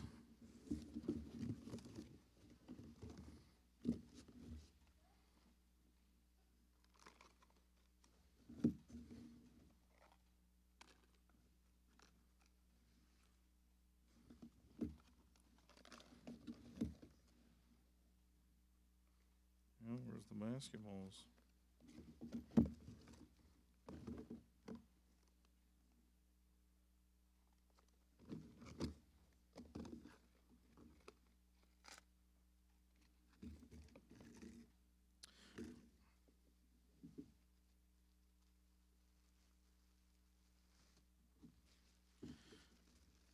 So from last year, I would owe Sean Haronchek a letter and a basketball pin. So there you go, sir. Hold on one second. And there's a service bar for this season. All right, thank you. Drew Rastelli, I owe a letter from last year and a basketball pin and a service bar for this season. There you go. And then some other boys that actually lettered this year would be service bar for Jacob Good and a pin for lettering in basketball. There you go. Titus Bailey, a basketball pin. Yeah. This is the first year you lettered? Okay, that's it. Sorry. All right, Elijah Toth. That's it for this year, yep. Actually, I don't think, oh. All right, I think we're all square on those things. Like I said, if anyone has a question, come and see me afterwards and we'll try to hash it out. All right, you guys can sit down.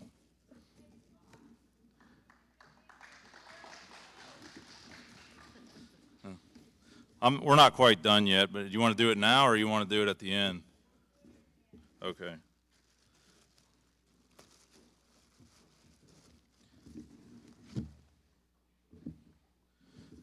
Someday I'm going to be organized.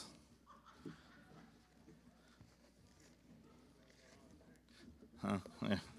I'll be confused then. All right, as already been stated, there's so many people to thank for all this, from the beginning of the season till the end. From the time the sports season really never does end, to be honest with you. Scheduling is already underway for next season, and the schedule basically games for 4 teams, 5 teams if you count JV, I guess. But so it doesn't ever end. But it doesn't. I mean, I can't do all this all by myself. So know that there's a lot of people, the coaches especially, the time that they put in being at practice 2-3 nights a week leading up to the season, and of course taking the time to go to all those games. The folks that did, I know a lot of people. I mean, there's this has already all been mentioned, but Slippery Rock Baptist Church for providing a gym for us and allowing us to use the facilities and providing us vans and a bus to drive to the games, to the away games. You know, it makes it so much simpler. There's a lot of teams that we play that struggle finding a facility to use, and thankful for that, thankful for them allowing us to use this, and thankful for all the participants, all you players for playing. Obviously, we wouldn't have teams without you all, and a thank you to your parents. I mean, all these compliments that your kids received is a reflection of you and what you've done with your kids and raising them. Don't take that lightly.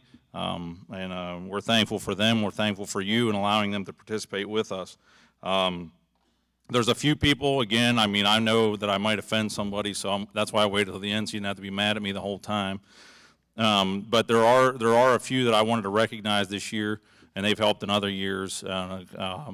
There's 3 young men, though, in particular that I wanted to recognize tonight for all of their work. And obviously Gabe's been mentioned several times, and he's on the camera now. He's actually live streaming so some people can witness this. But I have something for you, Gabe. If you want to come and get it, you can. Or you can stay at the camera if you want to come down here. All right. And Gabe, again, has spent hours and hours doing this season, putting the games up, and I mean, even helping other schools learn how to beat us. You know, even that, they've said, we watch video on your team, now we can know how to beat you. You know, but he does that and puts it up. You can go back and watch so much from what he's put on the YouTube videos and see all the games from the year. If you didn't get to see a lot of them, you can watch all the things that you're seeing over here. That's all available if you want to go on there and look at Slippery Rock Sports Network.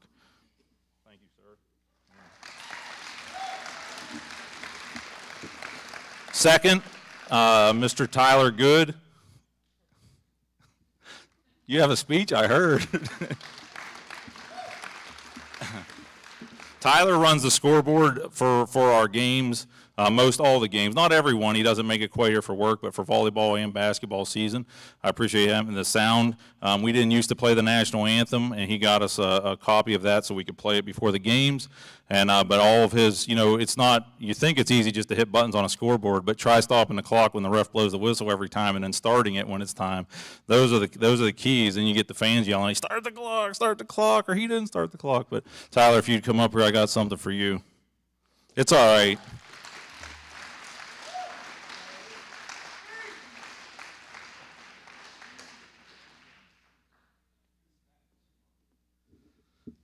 All right, and last tonight I want to recognize Luke. They just sag when they, you know. Luke kept all the stats for basketball, girls and boys, you know, in detail. I mean, not just points, but rebounds, steals, a lot of stuff. And then he was gracious enough to put all those together. And thankful for his work on that. He line judged this year. He ran the scoreboard when Tyler couldn't be here. Just always willing to help. And all three of these boys were in this program. So I'm glad to see them have the burden to help, and that's great for this to be strong moving forward.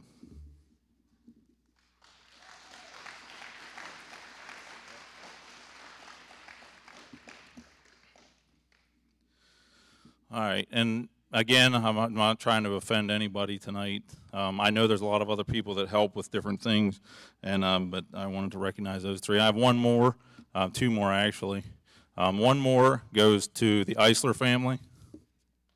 Who's coming up here to get that? Miss Diana you've already heard from volleyball. I mean, she's with them all the time, thankfully. She keeps the girls towing the line. It's just a little token of appreciation from the sports program.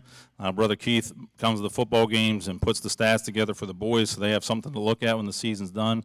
She helped a great amount with the concession stand in basketball this year, and she was at all the tournaments, I believe every practice, probably every volleyball game she was at. She does the scorebook, which I don't know how in the world a person does that in volleyball. But I mean, people ask me questions. I do not understand volleyball, and I've been watching it for 3 or 4 or 5 years yet. I still can't understand substitutions. I don't understand when you're not supposed to hit the ball, when you're not supposed to attack the net. So it's hard to complain to the officials if you don't know the rules, you know. I know when we lose, it's not good, but we didn't do a whole lot of that. But I thankful for the Eislers and all their help this year in that. And then last, I didn't actually get a card for my wife, and I don't know if she wants to come up here.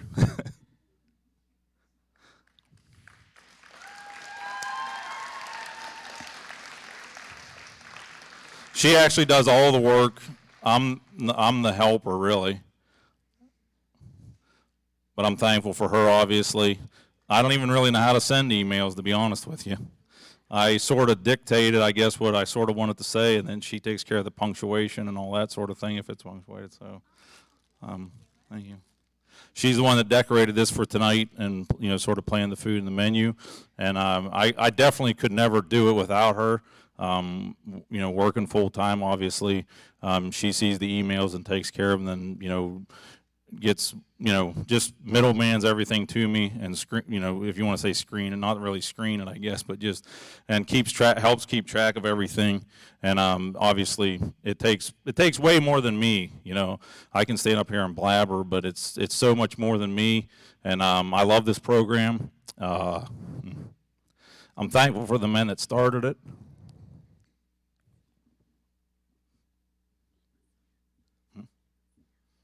What? And what did you say?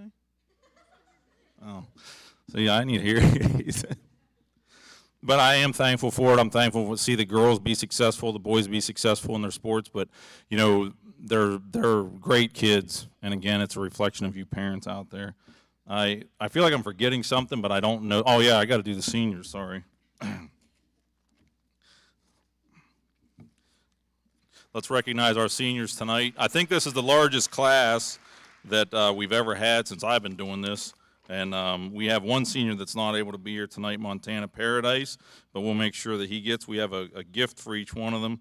I don't know if they're in alphabetical order on here or not, but I'll try to do it, I guess. And I'll call you up, and we'll get all our seniors up here. First would be Nathaniel Paul Berry. Is it all right if I say the middle names? Everybody good with that? Okay. All right.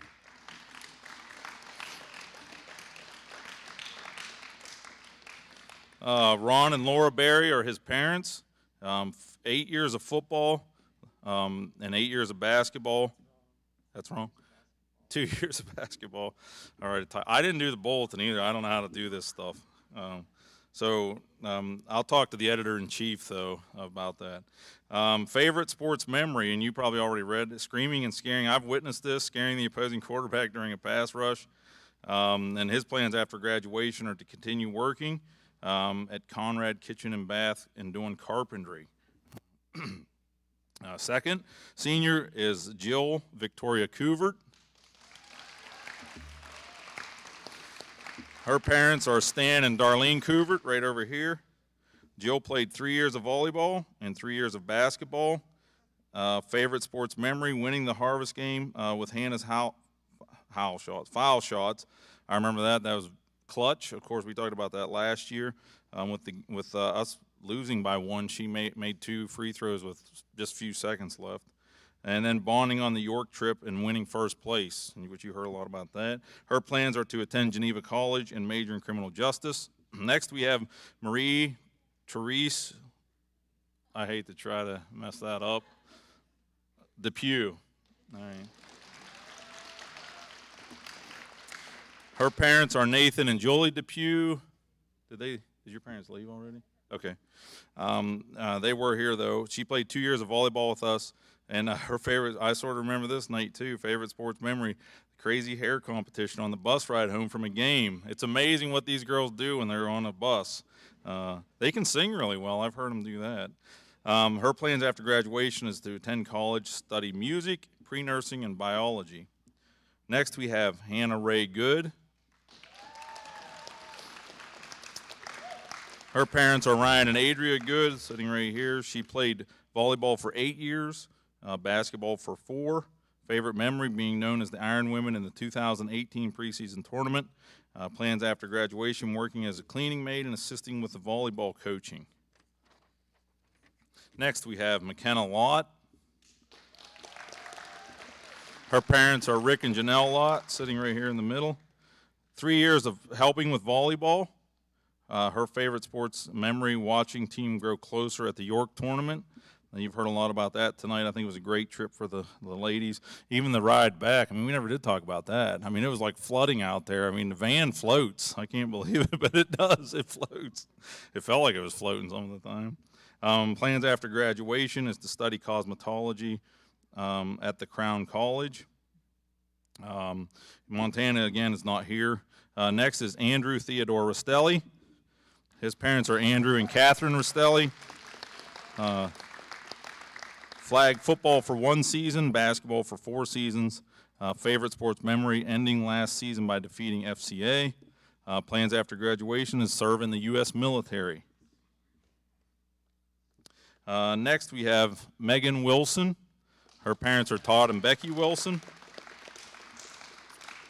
4 years of volleyball, 2 years of basketball. And again, another memory from playing in the York tournament and getting back late the day before she took her SAT test. Do you want to tell us how that went? Okay.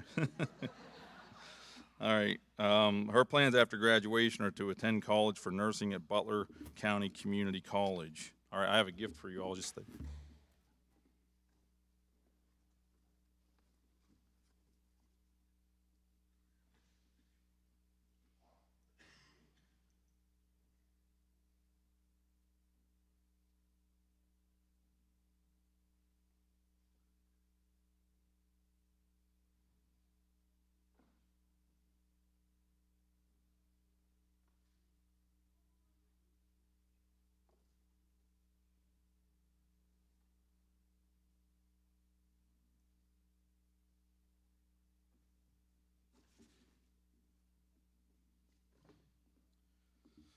our senior class for 2019. They're all going to finish, right?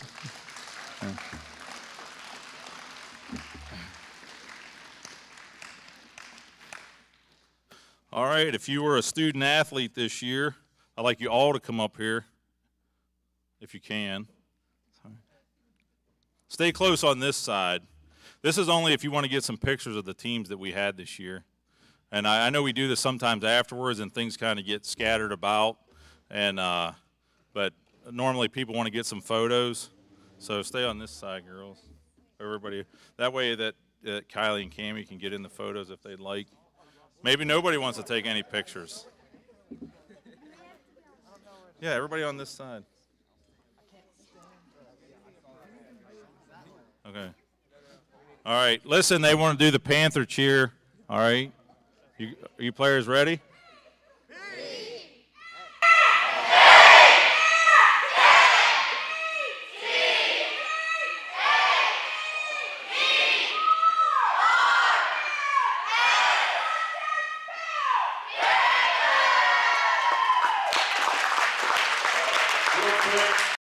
We're not going to take anything down tonight, okay? So if you have trash on your table, you want to throw that in the garbage, but everything else we're just going to leave alone. It's really going on 9 o'clock. I appreciate your patience tonight. I know this is a longer evening, but it's really about the student athletes tonight. They enjoy it. I think they enjoy it. And, you know, I hope you enjoyed yourselves tonight. Be safe traveling home. Don't forget to take your dishes if you brought a dessert. Thank you for doing that also. And we look forward to next season and those of you that will be participating with us. Thank you.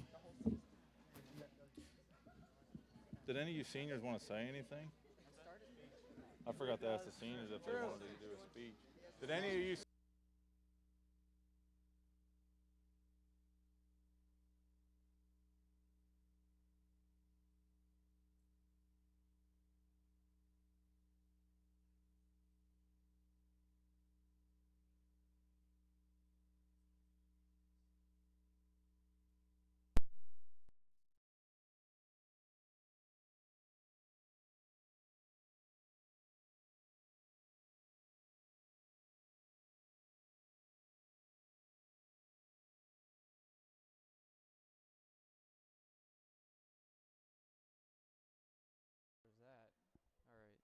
So I have a microphone now. Turn off Sean's thing.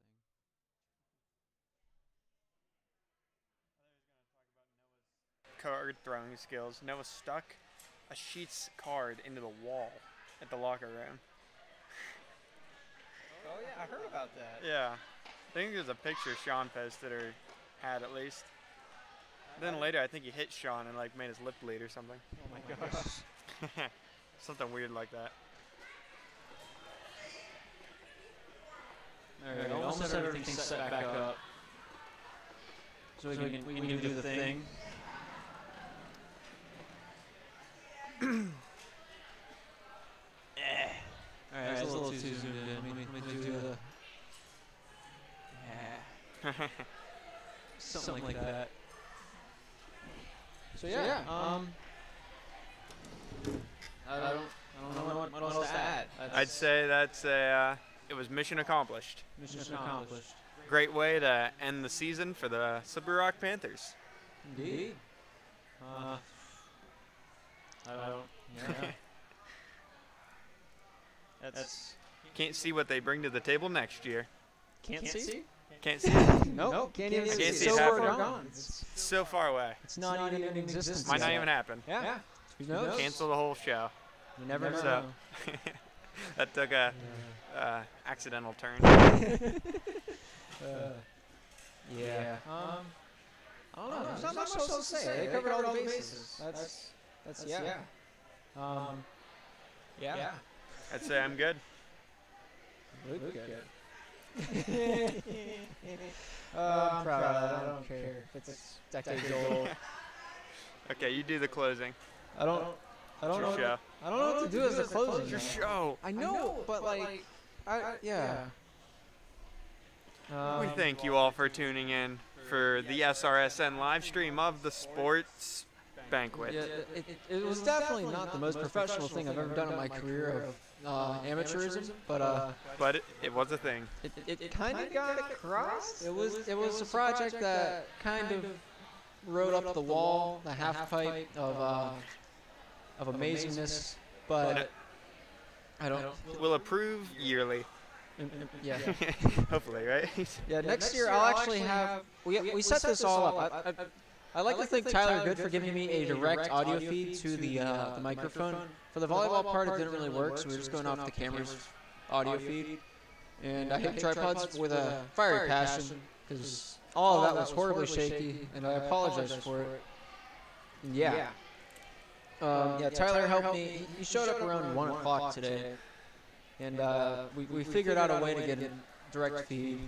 After many hours of strenuous pain on his part, I just kind of sat there and cheered him on. But yeah, that's we set this up in one day, and it was proved itself in how amateuristic it was. I'll put it that way. All right.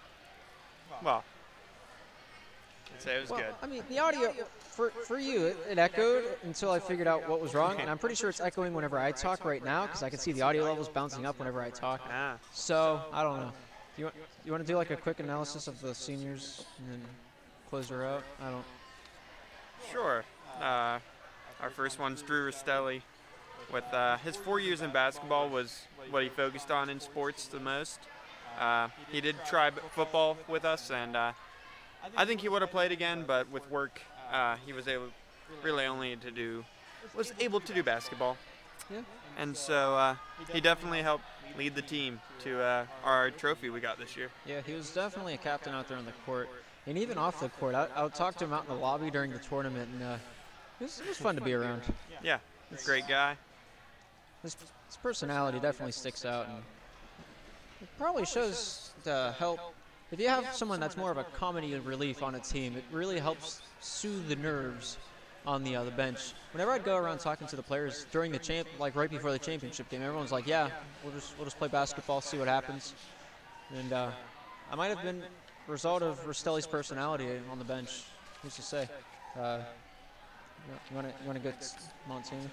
Yeah. Next one, who wasn't able to come today, was Montana Paradise, and he played basketball for 2 years, and it was crazy how he shot in basketball. Yeah, let alone like I like to think of him as the clutch player because at times you're like no way, and then it's like he made it happen. Whether it was scoring, dribbling, stealing, all this stuff. He was just a great player to steal the ball, to shoot the ball, dribble the ball. He was just a great player. Good round great player.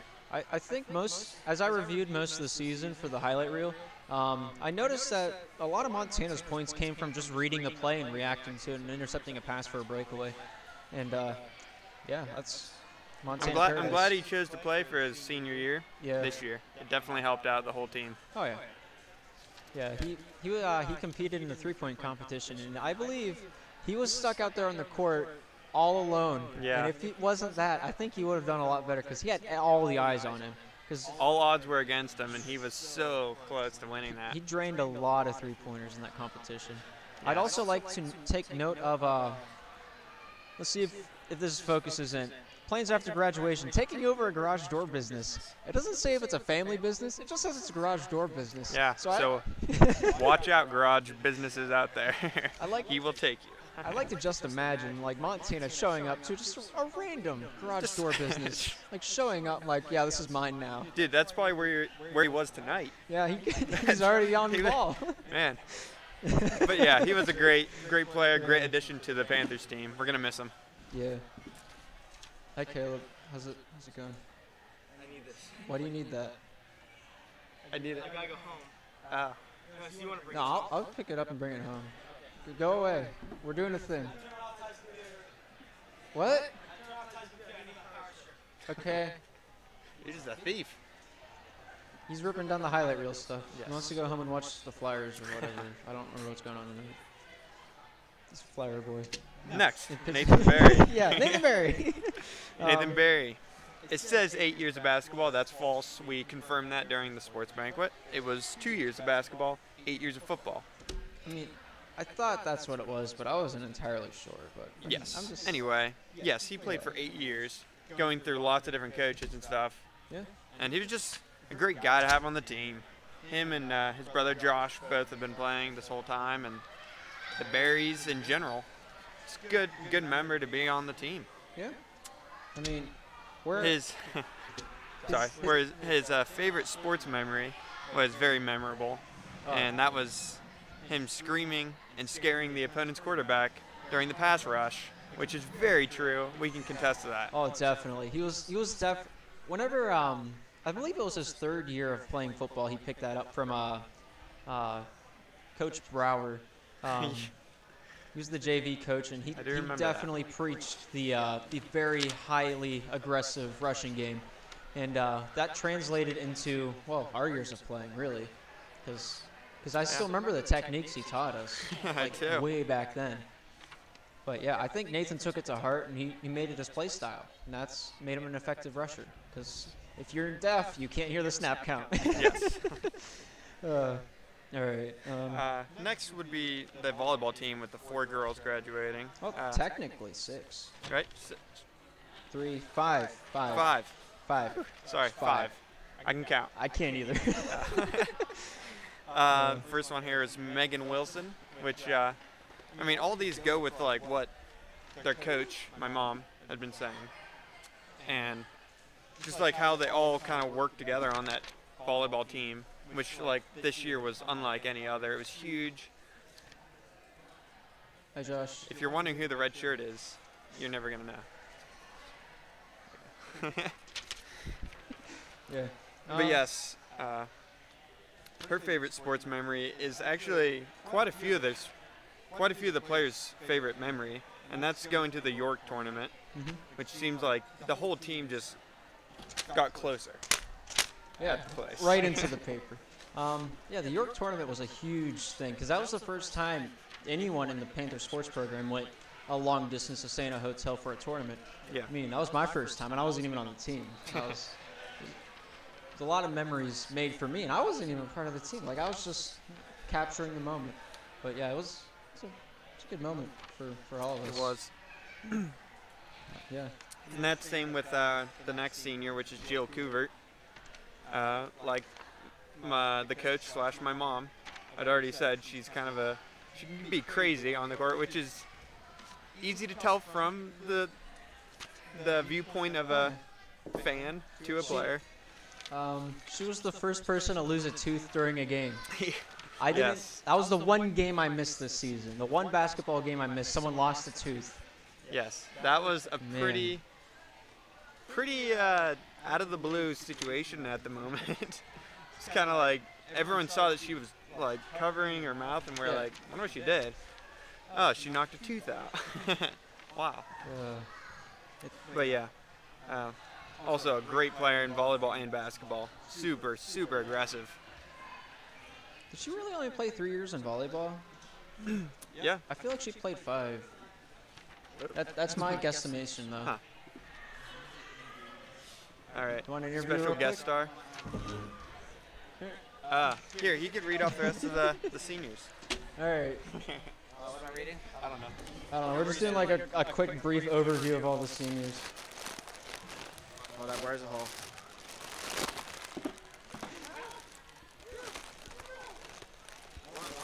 All right, so where should I start? You want to cover Hannah? All right, yeah, so Hannah Ray Good, daughter of Ryan and Adria Good. She played volleyball for 8 years. Hold up. Where's the hole?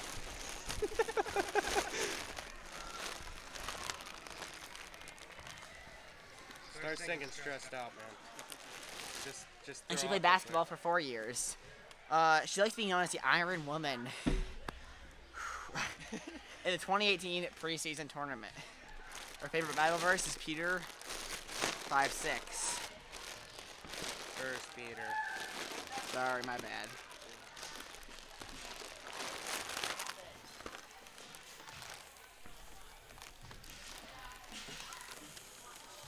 Am I live right now? Yeah. Is anyone watching? Never know. Okay. And yeah, she wants to work as a cleaning maid and assist with volleyball coaching. All right, so Sean, during like the final tournament, what were your feelings about the first day of playing, on or off the court? Just throw it out there. You know, the first game I shot was really off. I only hit 2 for 13, and that was rough. But I really came back in the other games, and I felt pretty good about how we were playing after that first game. Second game was a close game, could have gone either way. And then third and fourth game, taking those W's home, felt really nice.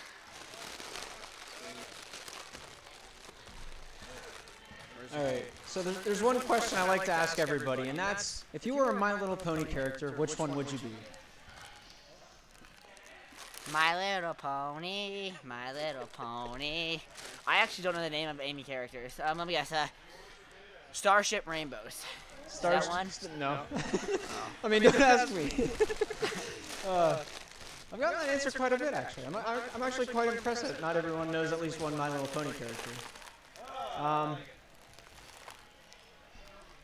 So if there's one guy on any team that's here right now, if he was in an argument with one other guy, any guy, would you whose side of the argument would you pick over all else? Is what I'm trying to ask. Who's arguing? I don't know. If you had to pick one guy to be on your side in a fight, who would you pick? Physical fight? Yeah. Drew. Drew? Yeah. Let's drop the gloves. Built like a tank. Elijah's ready to go. Whoa! What was that? The hockey stick. Gonna drop the glove. But you don't have any gloves, so you're gonna drop the stick. I have sucked 2 balloons and it's officially not affecting me anymore. One right here, right now. I am. We could get a hockey match going right now. I also might black spin the out. camera around. So I'm gonna sign off. It's been a pleasure speaking. Where's the camera? It's been a pleasure speaking to you guys. I was just looking at me, and me is not looking back at me, so I was kind of confused. That's me over there. All right, I will see you guys. Sean, everybody. See you, Sean. So yeah, that's. I was unexpected, but I'm glad that happened. You never know with this team. All right, you want to pick up where we left off? I think we were at Marie. Oh yeah. Unless Marie. you want an interview. You want an interview? Marie Depew, which has just done volleyball for 2 years, and her favorite sportsman was the crazy hair trip, which was very crazy, very weird. I can confirm. I was on the fan bus, and whenever we got off, like, I just saw the volleyball team. Some of them had beards. I didn't notice before. It was disturbing on many levels. I'm gonna see if I can pull that up by the end of this. But yes, it was a very interesting night for them to come out like that. It was very creepy, but also very memorable. And so, yeah, she was a great volleyball player. Amazing setter, spiker, server, you name it. She could do it. And along her side was Hannah Good, which is my sister. And 8 years of volleyball, 4 basketball. She definitely loved volleyball more than basketball. It's clear, 100% clear. And I loved how the trophies that the coach gave out was the MP3. Is that what it was? Yeah, it was like MP3. MP3 player. Yeah. But it was the perfect. It was the perfect awards to give out. Those 3 deserved it. They were like, yeah, the trio in the volleyball team. Yeah, my predictions were semi-right with football, and then volleyball was just not even existent. Like, I thought there was going to be an award for each player because each player has a different skill set. Yeah. But, I mean, you can't give everyone an award, I guess. Nah. I feel but, like, yeah. But yeah, I thought it was perfect. They all deserved it. She was amazing. Volleyball, spike serve, again, like her, Laura Marie. And, but yeah, those two, Marie and Hannah, were both seniors. So like we said, the next season of volleyball is going to be a lot different for everyone. It's going to be a rough one. But it'll be good. It'll be good. And the last one on here is McKenna Lott, and she didn't technically play for the team, but she was always there for every game. Did the stats for all the girls, JV and varsity, and helped the coach, did everything to help the whole team out. It was a great person to just have around on the team and just encourage them, and it was great.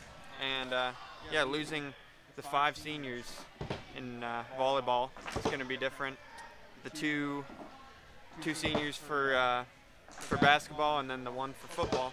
So next season's going to be different, but glad all these seniors played this year. Definitely helped out on every team and every game. I like it. It was good.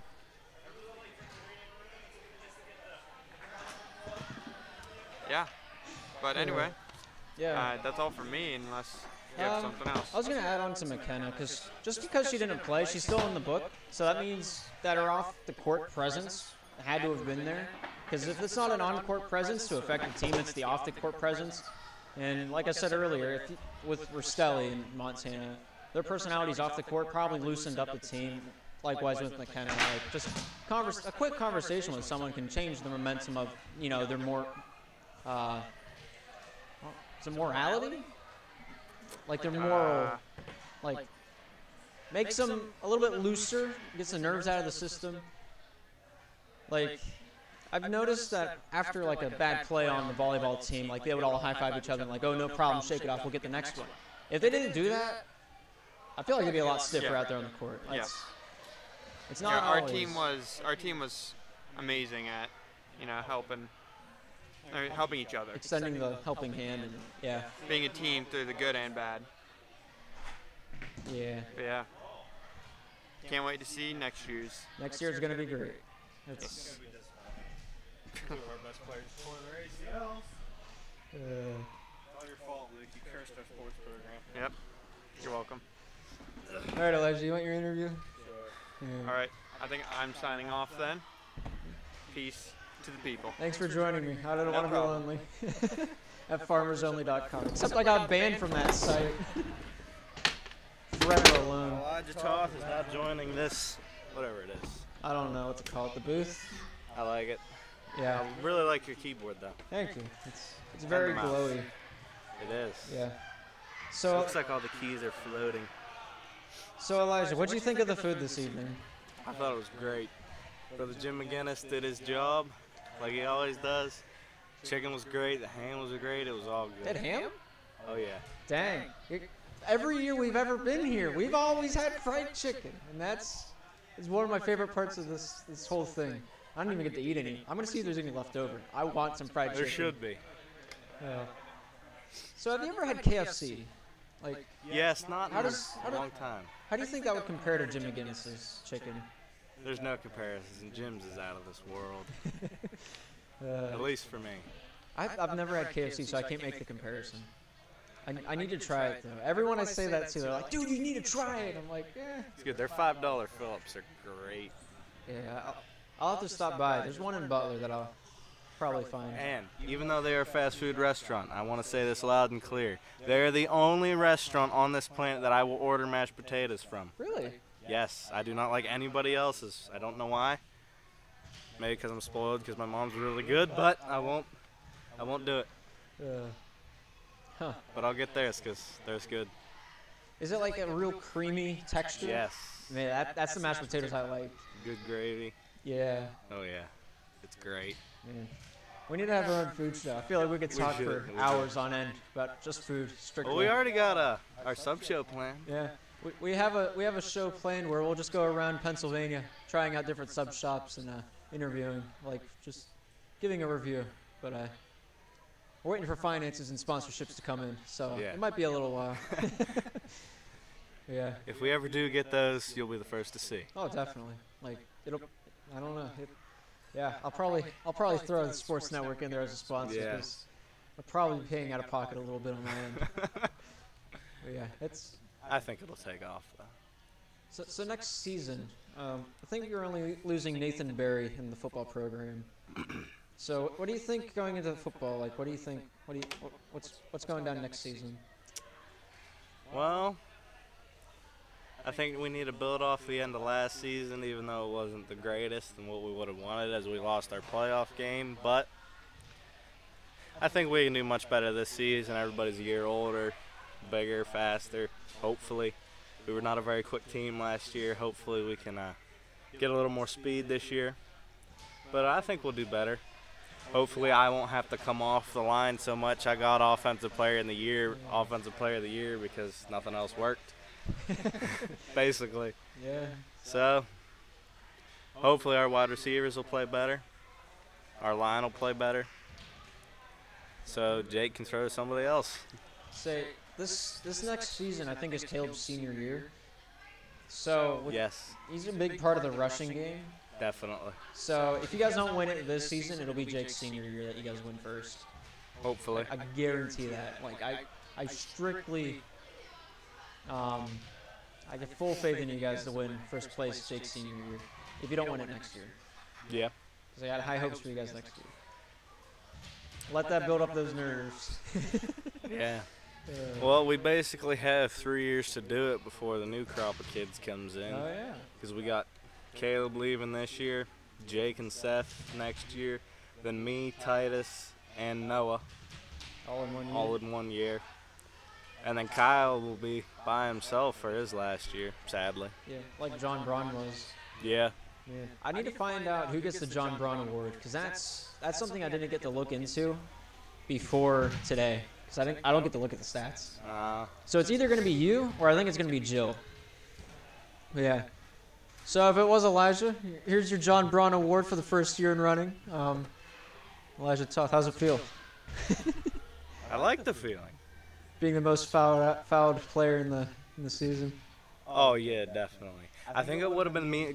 It was very close with me and Jill through the entire season. But for the tournament, I think I had 4 fouls in all but 1 game. Which you might not take it from me, but take it from my teammates. The refs screwed me over. They hate me. Definitely. I could do one thing and draw a charge, and it's a block, and my teammate comes in because I already had 4 fouls in the first quarter. He does the exact same thing, and of course that's a charge. I don't get it. They just hate me.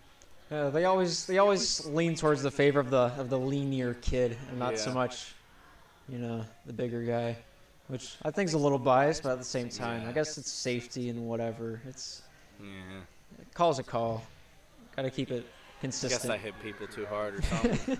You had a lot of shutdowns underneath the rim, and oh, that's my favorite part. I got to go through and pick out just that and see if I can make it its own highlight reel. I probably could. I mean, I had like 38 of them this year. Just this year, like I'm talking like overall, like I think I had 19 blocks for all of last year. Yeah. Last year I had my first block off the backboard in a game. That was fun. I didn't get a chance to do that this year. Oh yeah. So with all the awards that were handed out, do you think there was one that should have been handed out that wasn't?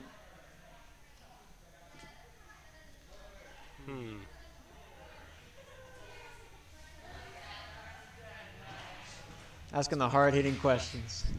Yeah. I mean, I can throw my answer out if you want to think about it for a second. Yeah, sure. Because how I thought football was going to go is, you have your most improved, which is Kyle or Titus, because both of them had much better catching hands this season. Yes, definitely. I thought it was going to. I agreed with the Kyle one. Oh, definitely. And then I thought MVP's obviously going to be Jacob, because without Jacob, you guys don't have a quarterback. Without a quarterback, you don't have a team. Yeah. So Jake gets MVP. That's given. And then I thought he was going to go with 2 more awards: Offensive Player of the Year, Defensive Player of the Year. And I thought you were going to get Offensive Player of the Year, and Caleb was going to get Defensive Player of the Year. So I got all but Caleb right. Because if you look at the defensive game for the first 3 games before the Harvest Tournament, we were pathetic. The defense was I'm just non-existent. going to tell you that. I thought maybe Caleb, like even he said if you could do defensive MVP, I think he should win it. Yeah. Like if they did, if Coach did 2 MVPs and Jake was one and he was the other, or even co-MVPs, I could see that because they both deserve it. That's kind of what Miss Adria did with the volleyball team. Yeah. The tri-peat, MP3. Yeah, I think it was MP3. That's what she called it. I wanted to say MVP. Yeah. I'm gonna stop talking. But yeah, that's how I thought it was gonna go. Then Joel threw a curveball. I really thought Caleb was gonna get some. Yeah. I don't know. There's a lot of things that were out there that kind of went unnoticed a little bit, but can't give a trophy. I was honestly surprised to get most improved for basketball. I thought the only award I had a chance of getting was maybe Defensive Player of the Year, but got the John Braun Award. Yeah. Most fouls possible. I'll get a trophy eventually for that. Dude, what you know what we need? There's some site where you could design your own toys. Just a mini John Braun who's about this tall, going like this.